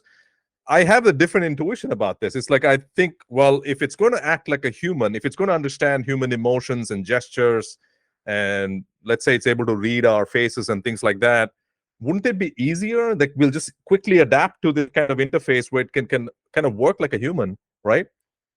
Yeah, I think the modality itself is going to be very easy. The way we give it input is going to be very easy, but it's going to be Hmm. very difficult to understand the output that it's giving, whether it's good or not. I think if Okay. we don't really understand whether what it's producing is accurate or not, like it's not going to be very beneficial for us. For example, Sure. a lot of scientists talk about this idea that students in their class use chat gpt to generate citations, or they use it for literature review, but chat gpt does not do that very well. It hallucinates, it makes up research papers, it makes up Hmm. news stories, and it does all of those things. So this idea of fact checking, they use perplexity for that as well. So they're using Hmm. one ai to correct another ai. Now they're Right. just stuck in a loop of different kinds of ais, but Hmm. you have to do your own due diligence and you have to check it on your own. So those concepts of how do you fact check ai, how do you determine whether the output is good or not, it's way difficult, especially if you grew up with these technologies. You're not going to Hmm. understand what are good use cases and what are bad use cases, and because it's so simple, everyone is going to be able to use it, and it's going to lead to automation bias. For example, I'll give you an example of this study that happened in India. Uh, I don't remember the authors, and I really should. But anyway, I'll tell you what they found. Hmm. So in rural India, they had a lot of people diagnosed by actual doctors, qualified doctors, and then a lot of other people were diagnosed by an AI system, and they were told that you're being diagnosed by an AI system. And then they were asked, like, how much do you believe your diagnosis? How accurate do you think what they told you was?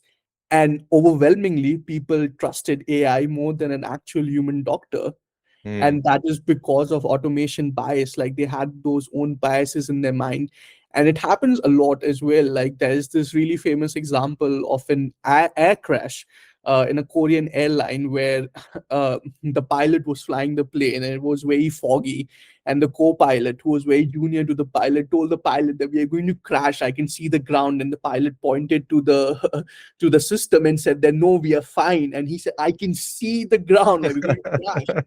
It actually did crash. Like it was a horrible air Oh my disaster. God.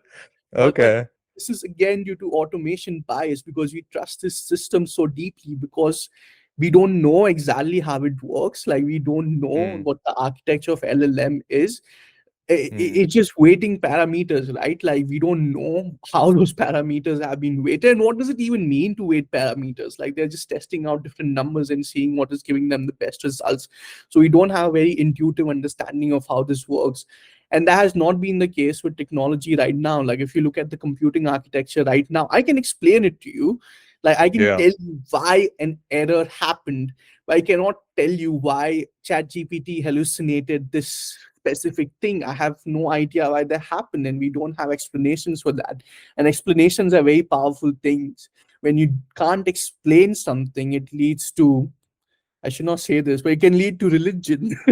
It can lead to voodoo. It can lead to magic. Right. It can lead to a lot of Right. very problematic things. So we might be headed towards believing in AI AI, as the AI yeah, god. yeah, an AI god that we don't really understand it. Yeah.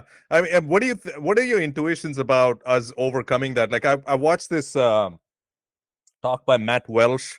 He gave a talk at the CS 350 class in Harvard, and he said, coding is dead. That was the point of his like PowerPoint thing for the students. He's don't worry about coding. In 5 years, all of it will be gone. So the obvious question is like, okay, how are we going to know that the code generated is accurate? Like, who's going to do the error checking? And so his point was that it's a social sciences problem. That whole domain of understanding what is correct, what is wrong, how do we detect errors.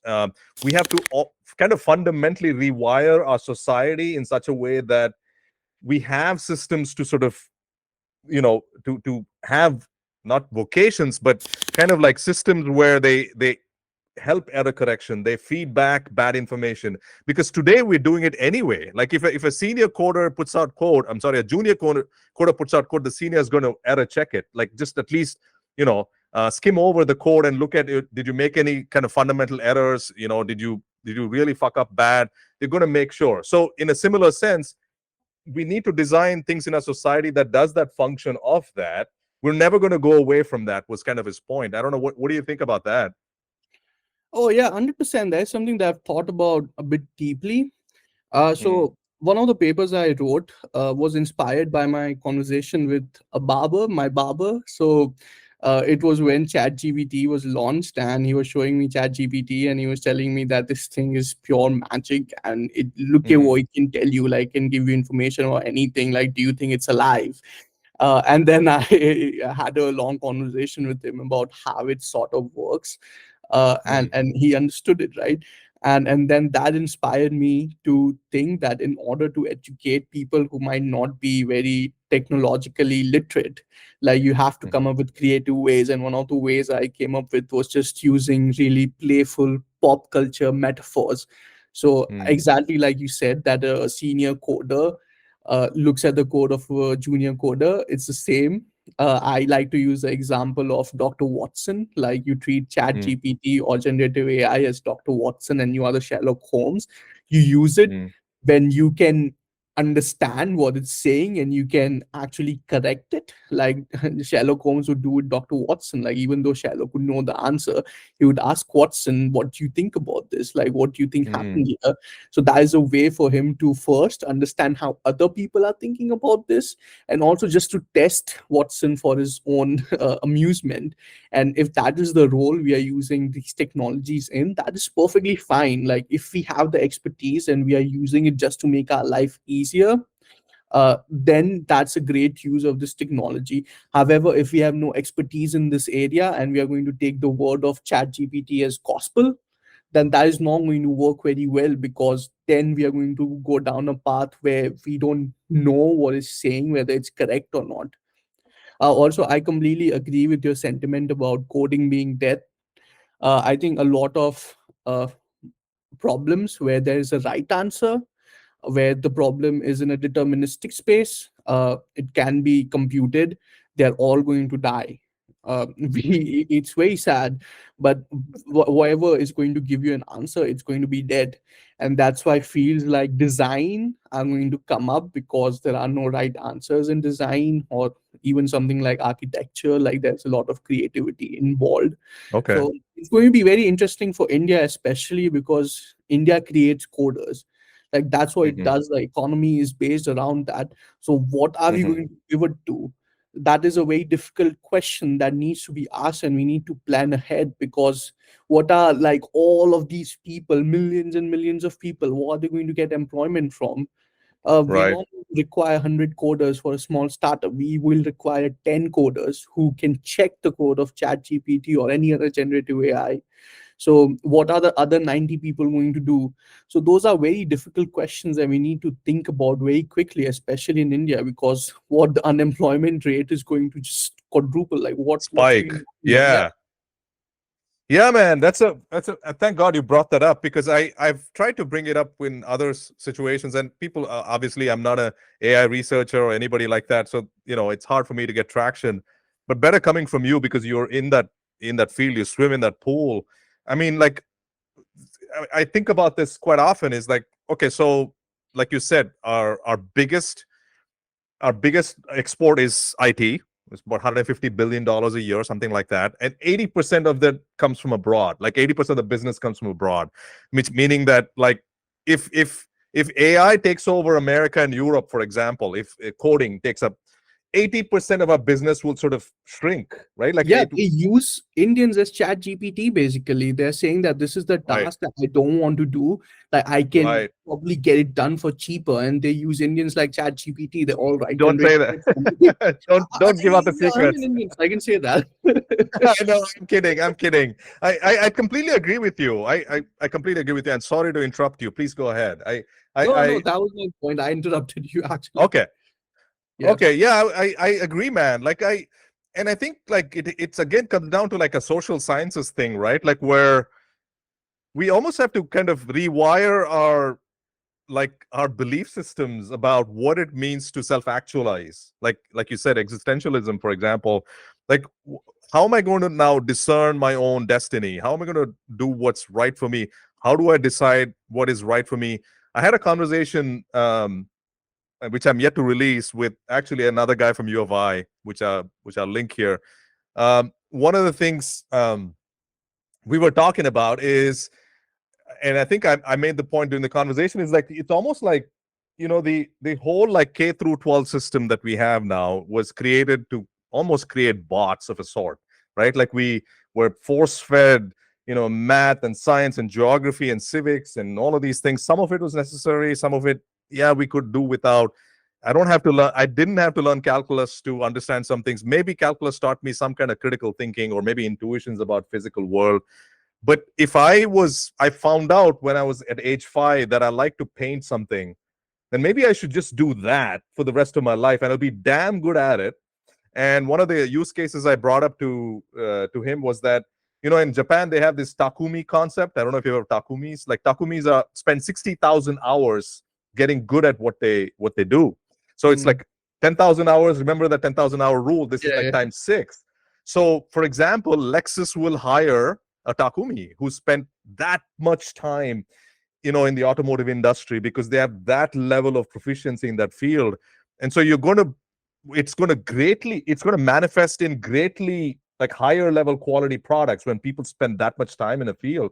So I mean, we could look at social sciences in that perspective and say, okay, now because all the mundane drudgery things, the clerical things are going to be taken over by AI, then we can just sort of like, we can all just be a one of everything. Like I could be one of one and be the best at that one of one, right? I don't know what you think about that. No, it's a very complicated problem space. I think in India, there's this idea that first you do your engineering and then you figure out what you want to do with your life. And I think that's extremely true, right? Like in India, you can do Yeah. chemical engineering or you can do Right. industrial engineering, like no matter what engineering you do. And that is true for IITs as well. Like it's not only true for tier three colleges, it's true for the topmost IIT, that even after doing chemical engineering and like spending so much time on it, they're going to get Right. the job of a coder, at least most people. uh, Right. think about how much time is wasted. Like they wasted Right. about 4 years of their undergrad, the most formative years, Absolutely. do something Hmm. that they were not even interested in, that they were never going to use again in their whole life. And that time period from 18 to 21 is when you're actually building your personality. I told you that I built my personality in a very different way. And what they are doing is that they are building their personality on something based on ideals that they're not going to Hmm. apply in their life. And those are wasted years. And then they're going to realize at 21, 22, after getting a coding job, that coding sucks, man. Like coding is Yeah. not fun. Like coding is a chore. Like I Right.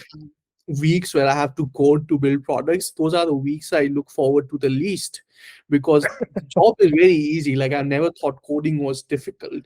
Like Uh-huh. if you're stuck, you can easily look for answers and you get answers from the internet and you keep moving on. And they're going to do coding for 2 or 3 years. They're going to make money, but they're going to start thinking, what am I doing with my life right now? Like, what is the meaning of this? And then they're Hmm. going to start thinking about, oh, when I was 8, I used to really like singing, maybe I should do that again. And then they do that, like they start singing again, or they pick up hobbies. Some are able to make it that their career, and some Right. just get stuck in their coding job because they start a family and they have other priorities in life. So it's a very sad reality that Indians go Hmm. through in their life. And it's going to be made even sadder because they are going to be laid off as well. So how are they Right. going to justify their own existence? Like we are talking about existential problems over here. Like first, like they could at least answer those existential questions by slapping money on themselves. Now what are they going to do to answer those questions? Now they have those questions which they cannot bury, and they don't even have money to wipe their problems with. Right. So, Hmm. so it's going to be very difficult to live in that to just live in that world. So we have to restructure society as well. Like we have to move away, and we have to come up with a new form of just governance. Like we talk about minimum, uh what is the concept, universal Governance. income, no, universal income. UBI. Yeah, Yeah. UPI. Something of that sort, we have to move towards that, because if a lot of people and the way that they were trained is no longer relevant, then how are they going to make money? You have to like give them something to live on, so that they can at Hmm. least have a situation where they can pursue other things, like PhDs. In many way, like it's exactly that, you're getting paid less, but you have a lot of freedom to discover what you like, and that freedom results into great research. The same thing needs to happen with a lot of people as well, that they need minimum income or some income to support themselves, and then they figure out what exactly do they want to do in their life, that they can make it their vocation. So it's just so much restructuring that we need to do. Like the concept Hmm. of money needs to be thought about again as well. Like if a lot of people, their jobs are going to be redundant, then how are they going to make money? What is the purpose of money in this case, if a lot of our problems are going to be very easily solved? So it's Yeah. complicated. So Yeah. when you 100, say social 100% agree. sciences, I feel sciences, and I feel like now we need to move towards that as well, where we think about science very broadly. We don't divide it into different departments. We get people from all different kinds of discipline together, and we tell them solve this problem. AI researchers talk to social scientists. AI researchers talk to marine biologists or whatever. Like work together and solve these problems that we have. Like these are difficult questions that we are going to be asking, and there are no answers or even attempts to get answers right now.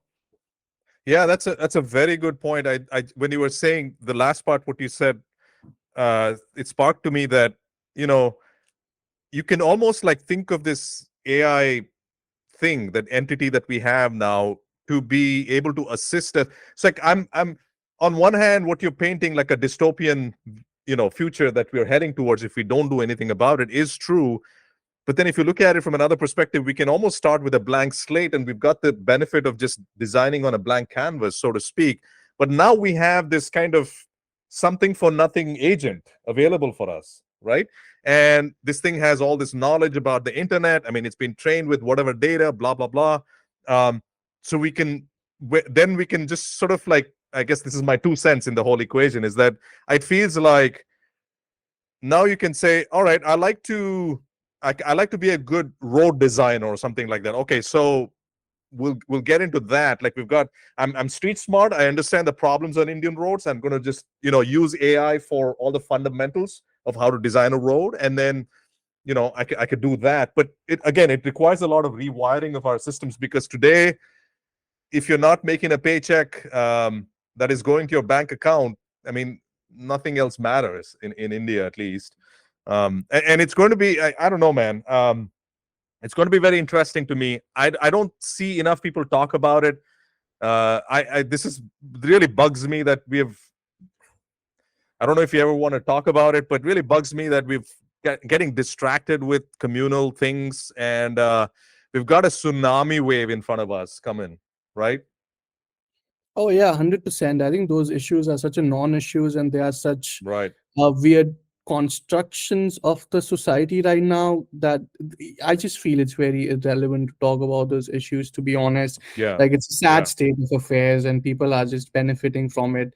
Like there's literally, as you said, a tsunami like staring at us, like it's in stopped position right now, and it's giving us a warning that we need to do something about this. It's like Don't Look Up. Have you watched the movie Right. Don't I, Look Up? I I know the premise of the movie. I know the premise. Yeah. Yeah, yeah, it's exactly like that. Like you can see the meteor, but no one wants to do anything. And the idea is don't look up. Like if you don't look at the problem, it's going to go away. It's going to Or go like, away. Yeah. yeah, yeah, you have cancer, but like if you don't do anything, maybe it'll go away. Like it's just the same thing. That we know what the problem is. Like we can just sound like crazy people, like shouting in front of a crowd. No one is listening, but it's going to happen. Like in India, especially, it's going to be a reckoning.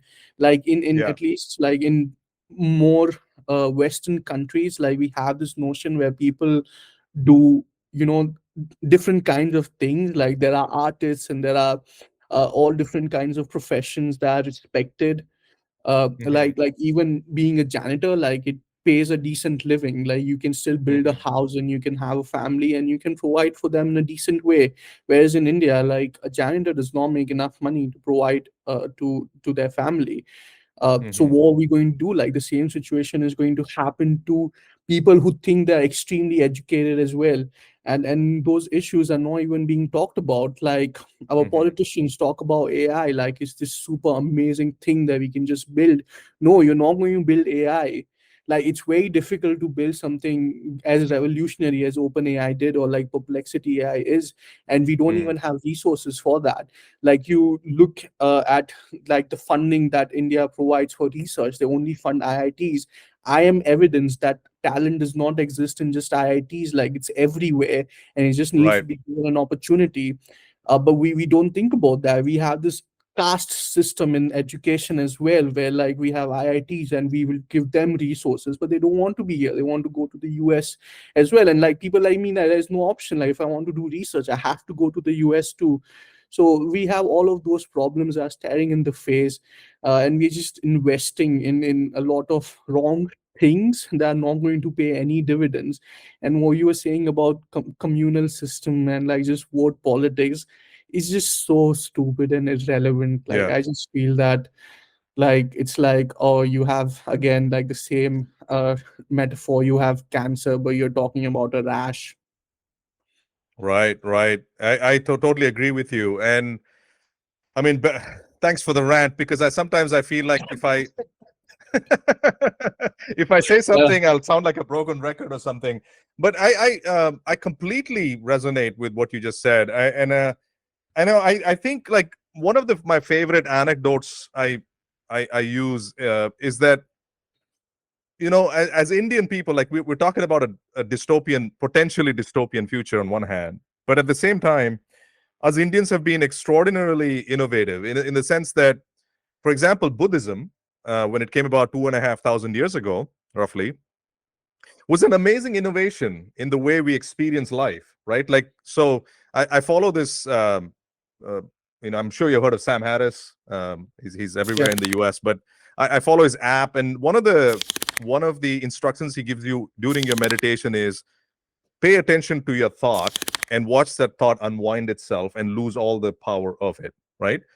And that thought, let's say, was giving me psychological suffering. I was thinking, oh, why did I do that thing? Oh, I shouldn't have said that thing. Something I'm embarrassed about. All you have to do is pay attention to that and watch that dwindle away. Watch the power of that go away. And that's kind of like borrowed from a Buddhist principle. um, and he uses all sorts of fancy words which I'm not qualified to talk about, but that's the kernel of truth. And that came to think that that fundamental idea of psychological suffering came from India was just like, holy shit. We were so far ahead of the game to think about what it means to contemplate about certain things and reduce our psychological suffering. So if we could do that, it tells me that there's a soul in our minds. Not that I'm not talking about a parochial Indian population or anything like that. I'm not talking about that. I'm just saying our land, the subcontinent of India, also has produced amazing ideas over centuries. And I'm not saying anything new here, but I think we have to dig deep into that kind of, you know, that old historical binder that we have, and just kind of pull ourselves by the bootstrap and say, look, we've innovated in areas that people didn't innovate, and we can reinvent and re-innovate ourselves again too. Yeah, I firmly believe uh, what we were talking about in the beginning as well. Philosophy comes from a rich heart. You need to be rich in order to be a Yes. philosopher. You think about Buddha, he was a prince. You think about Marcus Aurelius, he was the richest person in the world. And when you Mhm. have those riches, you are not really struggling to see where your next meal is going to come from. You are able to look at other people's suffering and then you question your role in that suffering. You think about your own place in the world, and those thoughts can only arise in a person who is extremely rich. And because India was that rich, like people were able to have those thoughts and people were able to think about Okay. those problems, and people were able to develop their own philosophy or even religion in this case. And I think the better that we do financially in the future as well, the better it's going to be, and we are going to start thinking about these problems too. I think that's why there's this whole divide in India, right, where people on the left are called what, champagne activists. I don't know what word do they use, but something like Okay. that. Oh, like Librandu. yeah, yeah, yeah, all those things, right? And these Yeah. people typically tend to be rich because they don't have to think about money, so they can think about other people's problems. Mm. And I feel that yeah, yeah, definitely we need to move The- towards thinking about those things. uh yeah, like existentialism as well, like it was evolved in Europe, and that is a reason why it evolved in Europe. There's a reason Yeah. why for the last 300, 400 years our contribution to science was very limited. But if we go before that, like before, let's say, let's put a division at 1600, like we gave a lot to science, we gave a lot to maths, but after that our problems were very different. Like we Mm. gave to the world in terms of Gandhi's philosophy, like all those things, that was our input to the world. But now, Yeah. now that we don't have those problems, we have to get away from, the same mentality. We have to move away from this victim mentality and like start seeing ourselves as serious people, as serious people who can contribute to the future, and not keep going back to the past and say, oh, we were so great in the past. But we need to like Mm. build a future where we are great as well, and I think we're in a position to do that.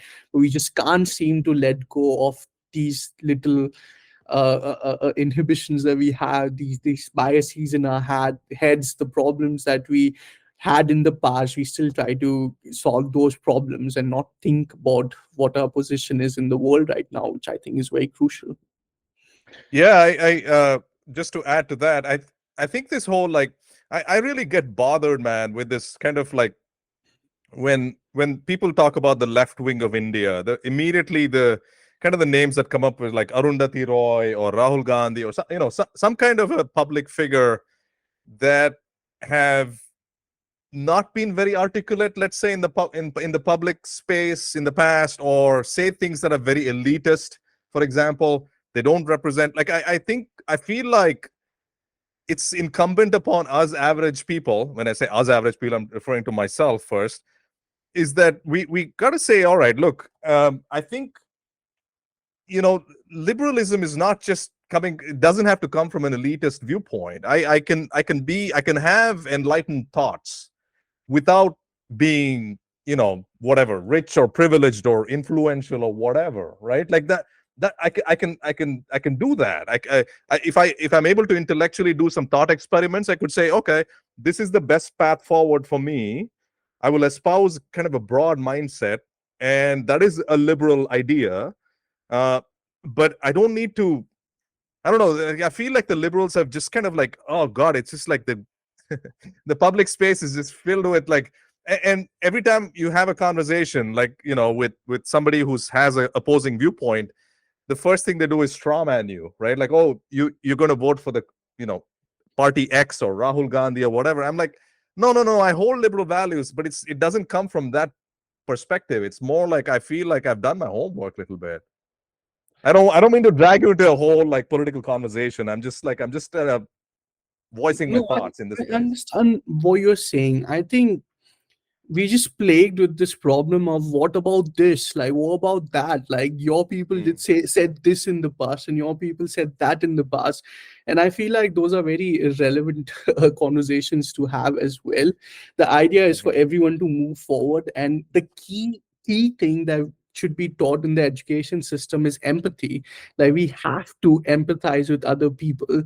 Like when we talk about even reservations, like we need to have a lot of empathy for what happened in the past, and we have to relate to other people as much as we can.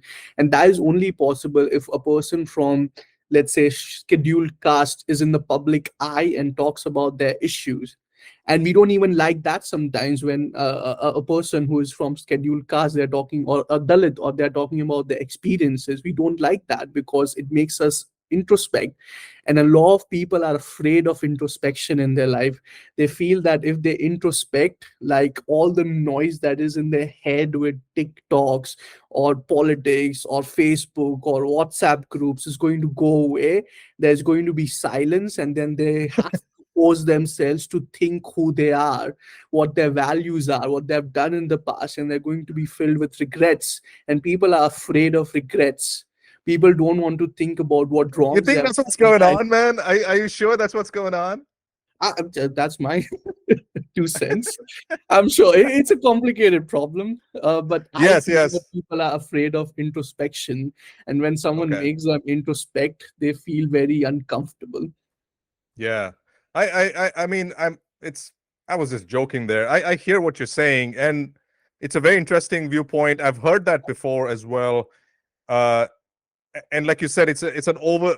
Have you heard of this term, overdetermined problem? It's an overdetermined problem. Like there's so many factors that lead into why we're in this rut, so to speak. And I love that explanation. From a personal standpoint, I'll also endorse that viewpoint. Is that I 2 or 3 years ago, I had that sort of reckoning for myself where I had to come to terms with sort of the embarrassing parts of my personality. And I'm in my 40s now, and just imagine 3, 4 decades of regret, man. Holy shit. Like all of these things that I've said, all of these ticks that I have, all these words I use, or paper thin ego that I had, all of these things, when I looked at it from like a third person viewpoint, it's like, fuck, I'm embarrassing.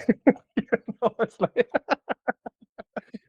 and it takes, I literally like would, in the fetal position, like kind of sit and be like, oh God, like, why would I say something like that? But that was the genesis of where I could say, all right, let me be honest with myself going forward as much as I can.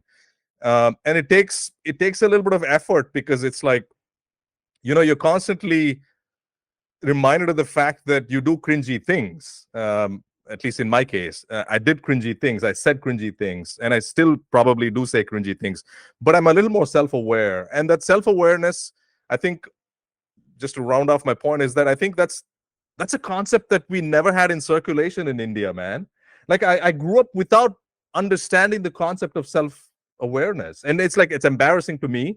But I didn't hear it even in my friend circles, my relative circles, the social circles that I was in. Um, se- Self-awareness was not even a conceptual. I mean, goes to show you how much we value something when a word is in circulation, right? Yeah, I think I'm going to rant again, so I'm sorry. That's okay. But Go for it, man. It's all right. yeah, but I feel like that is often the case because we are so distracted. And I think this does not just apply to India, it applies to anywhere in the world. But I will Sure. give you the example of India because that is my experience. But like you're always set goals. It can be by your friends, it can be by your parents. Like when you turn 13 or 14, you're told, all right, like you have to do well in 10th grade. You do well in 10th grade, then they tell you that you have to do well in 12th grade now because that's going to determine your whole career. Like 10th grade was nothing.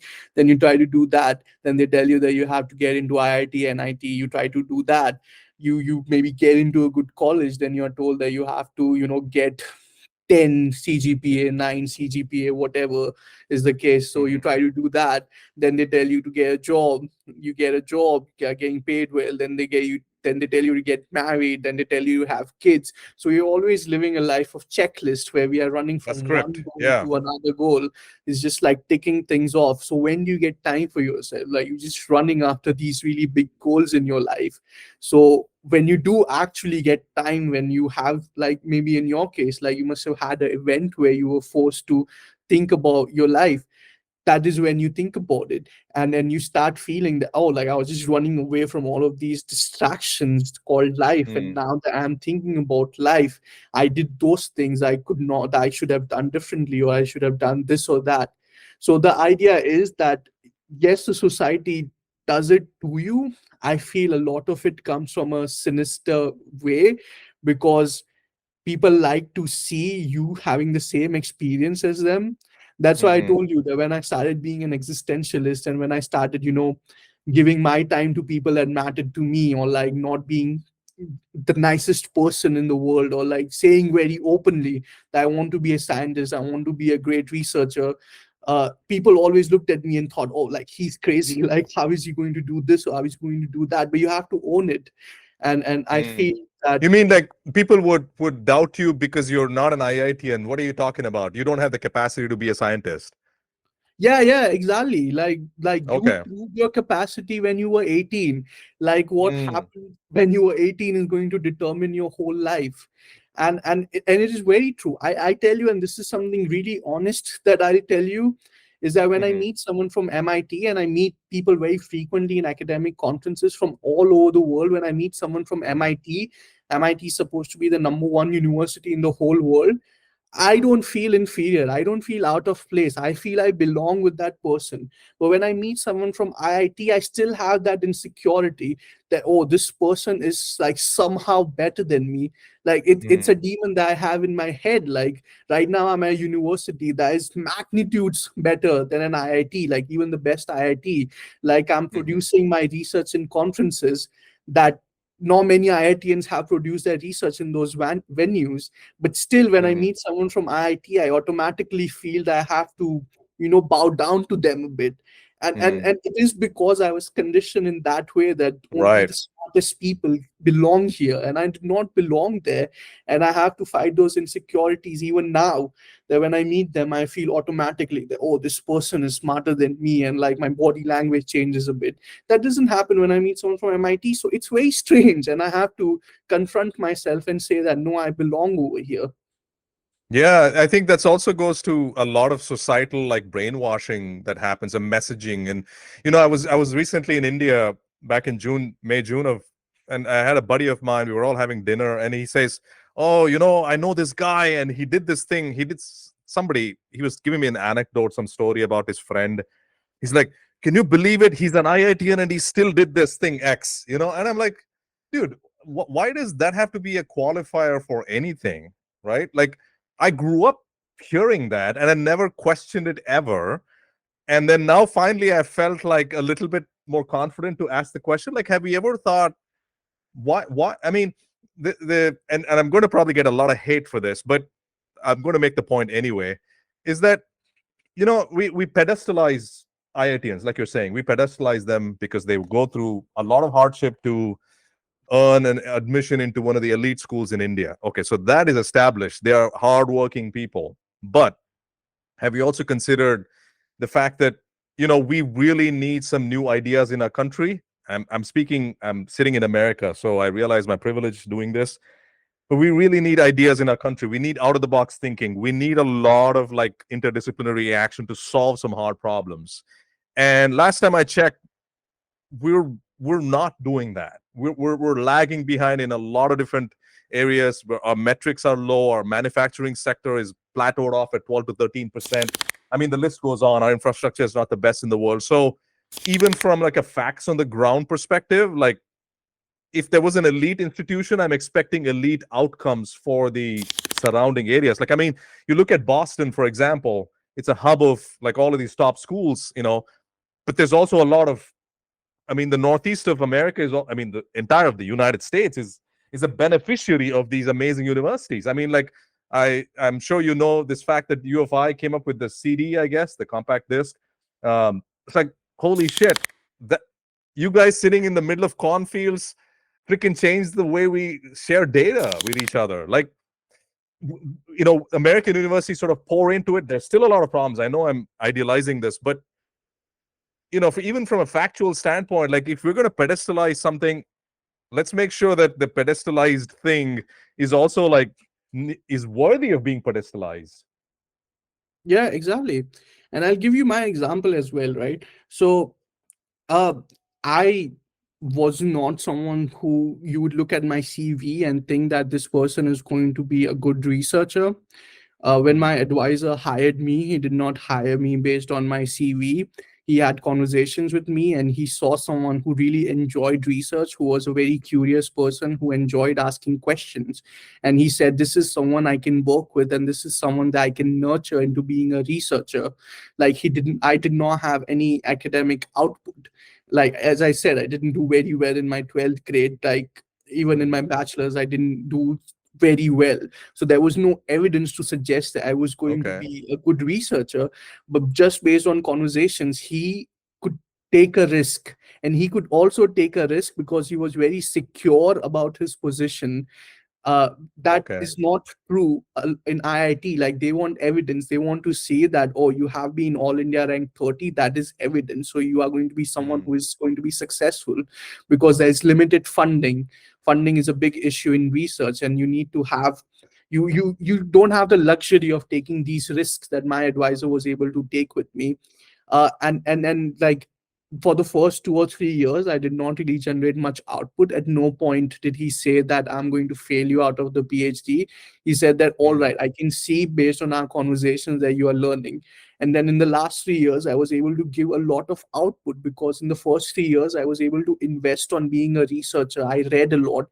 I read for like 10 or 12 hours a day, just learning how Wow. research worked and what was going on in the field, and what was going to be my angle on the research.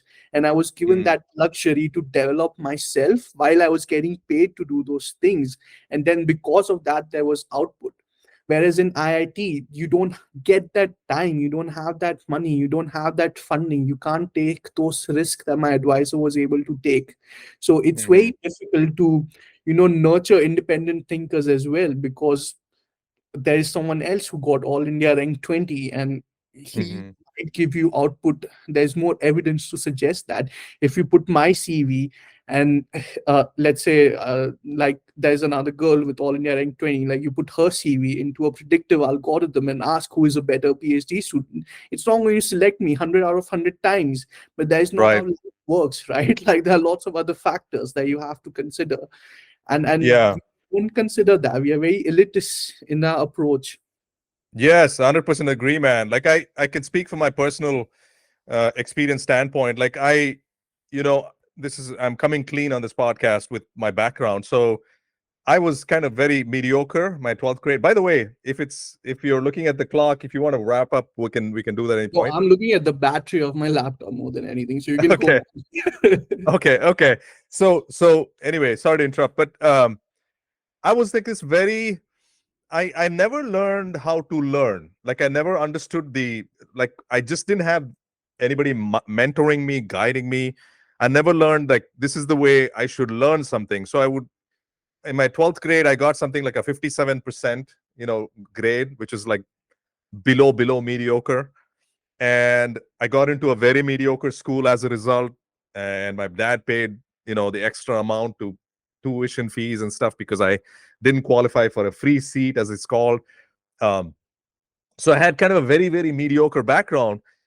I got into electrical engineering. And one thing I realized when I was in engineering was that I loved to do things with my hands. So the labs I would ace. I would ace the electronics lab, electrical machines lab, electrical machine drawing, 3D drawing and modeling and stuff. I would ace all these things where I would use my hands to do things. And I was like, you know, I was thinking of myself as a complete fuck up. Like that's the only thing I would think about myself. The metaphor I would think about myself was, a fuck up. Like it's like I'm just going to be below mediocre in my life. But then the thing is, like this was in year 99 2000. If you remember the IT heyday, right? Like if you wanted to be recognized in society, if you want to be recognized as somebody who's kind of made it, you'd have to get a job at Infosys or TCS or Wipro or one of those big IT houses, and then you were sent off to America, which is like the icing on the cake, blah blah blah. And dude, I did my first 3 semesters of my undergrad.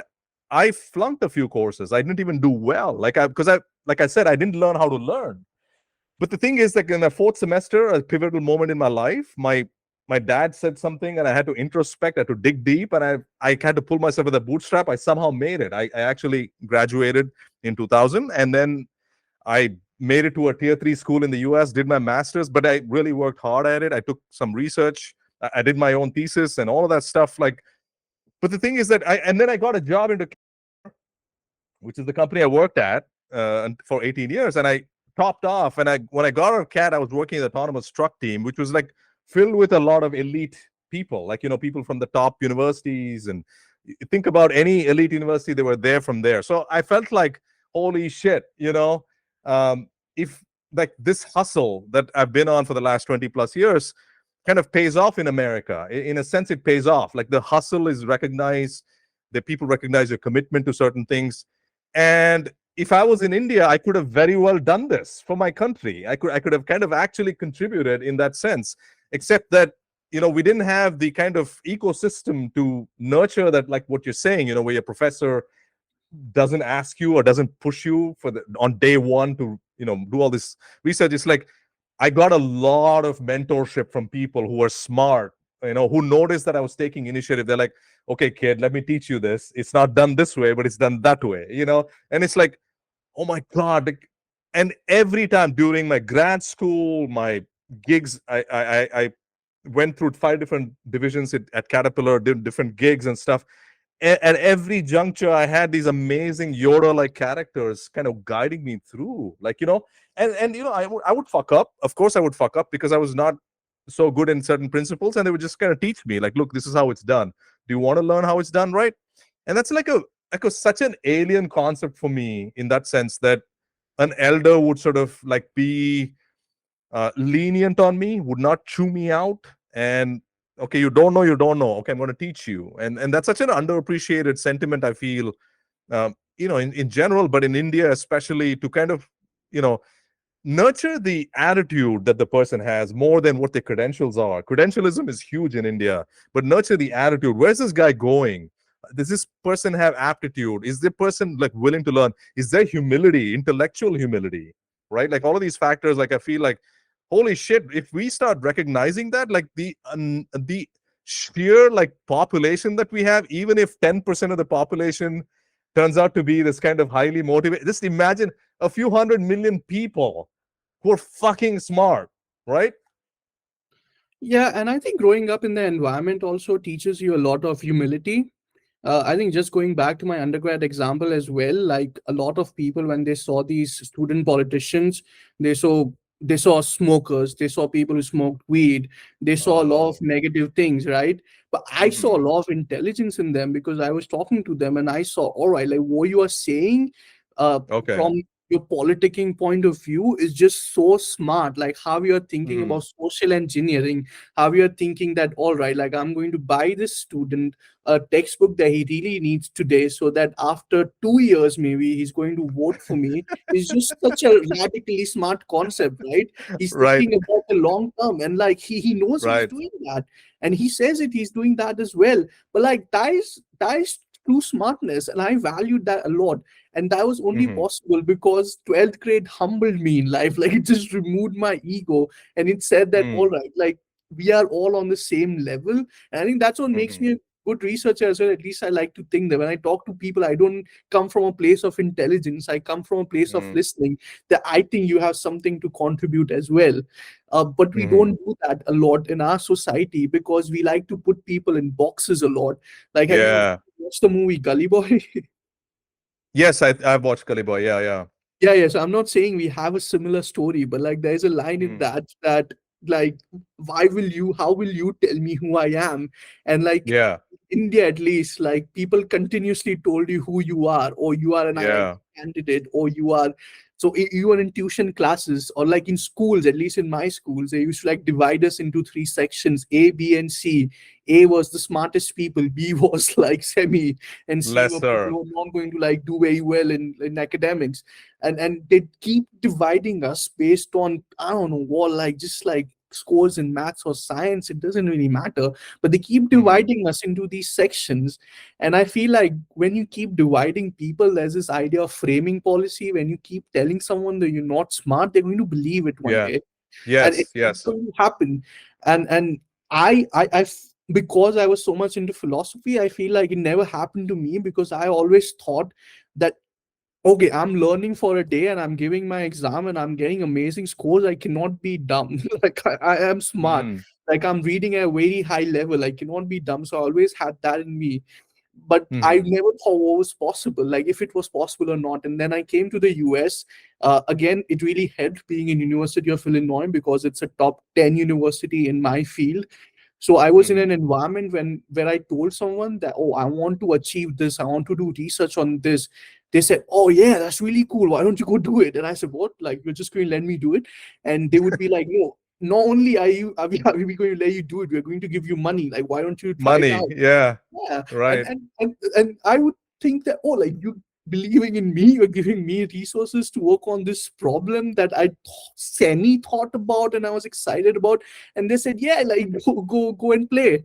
And this idea of playing become really integral to me. Then now I Hmm. think of research as playing. Like I work many hours a day, but it doesn't feel like work because I'm playing. Like it feels fun. But just to, not be in a place where people told me this is the life for you, this is possible, this is not possible, helps a lot. Because now I'm in an environment where people don't ask you, who are you to do this? They ask, yeah, why don't you go ahead and do it? And that is the shift in mentality that we really need. Yeah, man. Man, music to my ears. I mean, I can't support what you said enough. It's lived experience for me that, that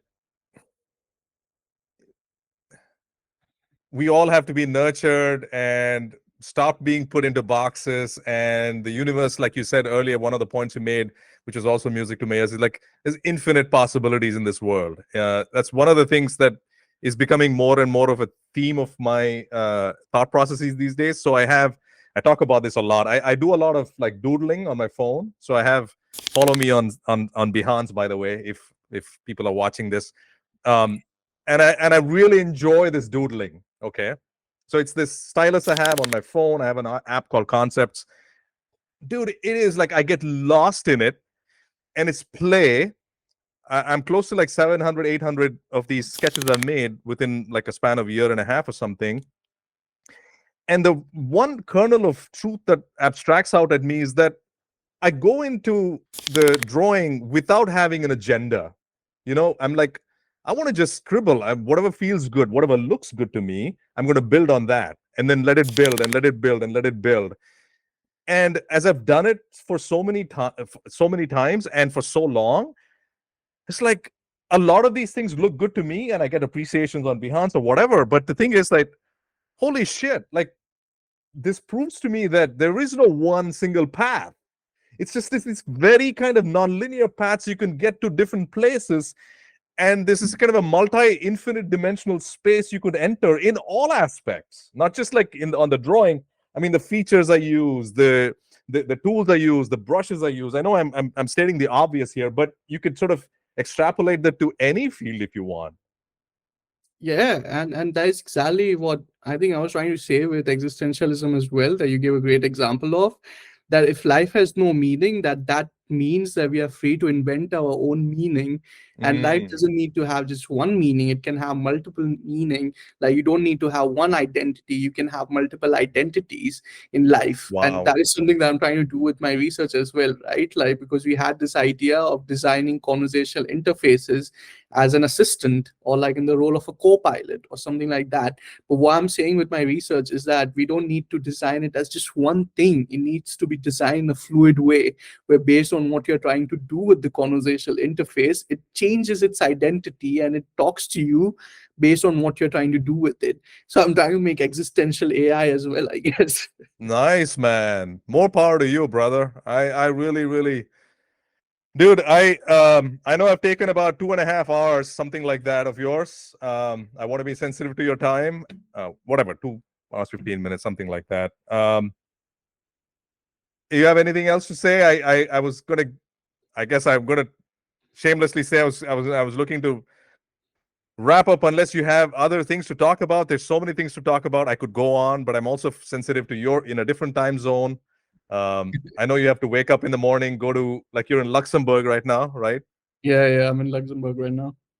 By the way, can you, like, dude, on a quick tangent, can you describe to me, like, Luxembourg seems like a very, like, kind of enigmatic piece of land to me. It's like just rich people, right? Like, basically, it's a very rich country, right in the bank smack somewhere in Switzerland and between Switzerland and France, somewhere there. Um, like, what is the, like, do you notice, like, when I look at Switzerland, it's like it's already a rich country, it's got a high standard of living, blah, blah, blah. What do you think about Luxembourg in that context? I think it's really pretty much the same. So Luxembourg is about 50% immigrants and 50% of people who are local Oh, over wow. here. And the locals are extremely rich because they have a lot of land. Okay. So they have like family wealth. Like if you go to a college in Luxembourg, I'm at University of Luxembourg. You Mm. see about 70% internationals and 30% local people because they don't have a lot of Oh. local people. So it's a very interesting country in that sense, where they are having immigrants and they are having issues because of it. So Hmm. the country is rich, but because it's getting overcrowded a bit, there are a lot of issues arising, which I'm learning about more and more. So it's interesting to learn from people over here. I think it's a very beautiful country overall. Mm. I have enjoyed my time over here, but I have not talked with a lot of locals, so I cannot Okay. give you a very complete understanding of what the Yeah. life is. But people seem Yeah. to be very friendly. They speak only French. I also have to give a disclaimer that I am in Belval, so you might think of Luxembourg as a very small country, but cities exist over here as well. They might seem very small, but there is a big divide. So where I am, it's not Luxembourg City. So people here tend to be a bit more native. So Mm. it's interesting to observe those differences. And when I go to the city center, it just feels like being anywhere else in Europe. Like it's just really Okay. nice architecture and the cost of living is high. And like it's just lovely. I love being in Europe. So I might be very Yeah. biased. Yeah. No, I that's one of the reasons I asked this question to anybody who's in Europe or lived in Europe or living currently in Europe. I had a guy from Norway on the podcast. Is the director of the Oslo Architecture Triennale, kind of a big wig guy. The one question I always ask is like, how do you guys design things so well? Like that's the first thing I ask people. Like when I look at a watch that came from Switzerland, or I have this thing called Remarkable, which is a tablet, which is like a note taking tablet. So it's the stylus and the interface almost feels like paper. It's really done well. It's a Norwegian startup, things like that, but it's so minimalistic, so well done. And I'm always intrigued. I try my best to ask Europeans this question, like, how do you guys obsess over this design so well? How are these designs? It feels so good in my hand. Or even like if I look at a bridge or a road or a sidewalk or a building, they're modern homes or whatever. It's like I my sense is that people, when they're designing things in Europe, they're very serious. They're very like intellectual about things, and they're very kind of take it very seriously. They want to make sure that something looks good as well as feels good, and they're very and I mean, Christian, the guy I had on the podcast, he also echoed the sentiment that design is very much part of their kind of ethos in their culture, Danish culture, that is. Um, so anyway, that's my question. Always I ask people, and many people don't answer this question. By the way, like they're very uncomfortable with that question because it feels like I'm just like this kind of like, what do you call it, fanboy kind of like. But I'm serious. I wanted to talk to somebody from the Deutsche Workbund. I don't know if you've heard of that institution. It's in Germany. It's the group of the artisans from all over Germany and all over like that region of Europe, Western Europe. And it's like people share like these Bauhaus architectural designs. They share ideas, carpenters sharing with city designers and things like that. I'm probably butchering it, but that's an organization dedicated to creating better designs, better design philosophies, and things like that. And when I go back home, sometimes, man, I go to some of my towns, and I'm like, guys, what the fuck happened? It's like the most like fluorescent pink color. Come on, not on the wall. Yeah. I think it's also Uh, about priorities and what you grow up seeing. If yeah, you are you're right. surrounded by great design, I like you know. want to I know. create I'm great being design. elitist. I'm being elitist. I know. I'm being an elitist asshole. you know. Uh, uh, well, Smith, dude, I really, really, from the bottom of my heart, appreciate your time, man. I had so much fun in this conversation, and I think you taught me a lot of things. I'm going to be watching this over and over again, learning a lot. I hope we can collaborate on things in the future. Well, I hope you got value out of this conversation. Are It you might be a very kidding? different conversation Fuck than what you yeah. expected, maybe. Was it different from I what you totally expected? got value. No, no, this was exactly, I mean, not exactly, but I wanted kind of this kind of like free flowing conversation to understand what your kind of underpinnings are. And I love the fact that we talked a lot about things in India and things that, kind of we're concerned. Both of us are kind of talking about this in open terms. And I don't see that happening enough today in the Indian, I don't know, public discourse space. And it's like, if I could add a little bit of signal in the noise, with your presence, with you gracing, you with your time and stuff, like, fuck Those yeah, are man. big words. Those are really big words. I Just really an mean it. average engineer. No, you're not. No, you're not. I really have a lot of regard for you, especially after having this conversation, by the way. I mean, you were not that it means anything, but I'm like, okay, I see how you play the game, and I appreciate it. I really appreciate it. Yeah, thank you so much. It was really lovely talking to you as well. I think in research, I do a lot of listening when you're talking with participants. So it's nice to do some talking as well, I guess. Yeah. Thank you for sharing your wisdom, man. I guess we'll keep in touch and have a good rest of your trip in Europe. And we'll catch back whenever we get around, we'll loop back and maybe we'll meet up for a coffee or something like that when we're back in Illinois. Yeah, we can do a sequel in person. All right, maybe. sounds good. Let's do it. Absolutely. Better you suggest than me. Let's do it. Thank you, brother. Have a All great right, evening. see you. Bye. Can this be you and me? You blow my mind, Can this be you and me? You blow my mind. Can this be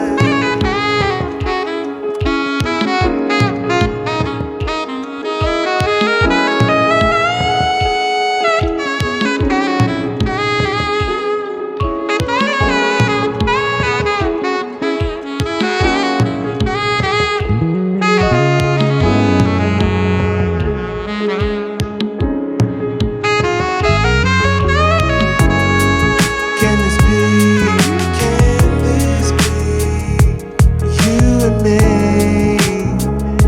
You blow my mind. You blow my mind. Can this be? I wanna know you and me. I wanna know. You blow my mind. Can this be? You and me, you blow my mind. Can this be?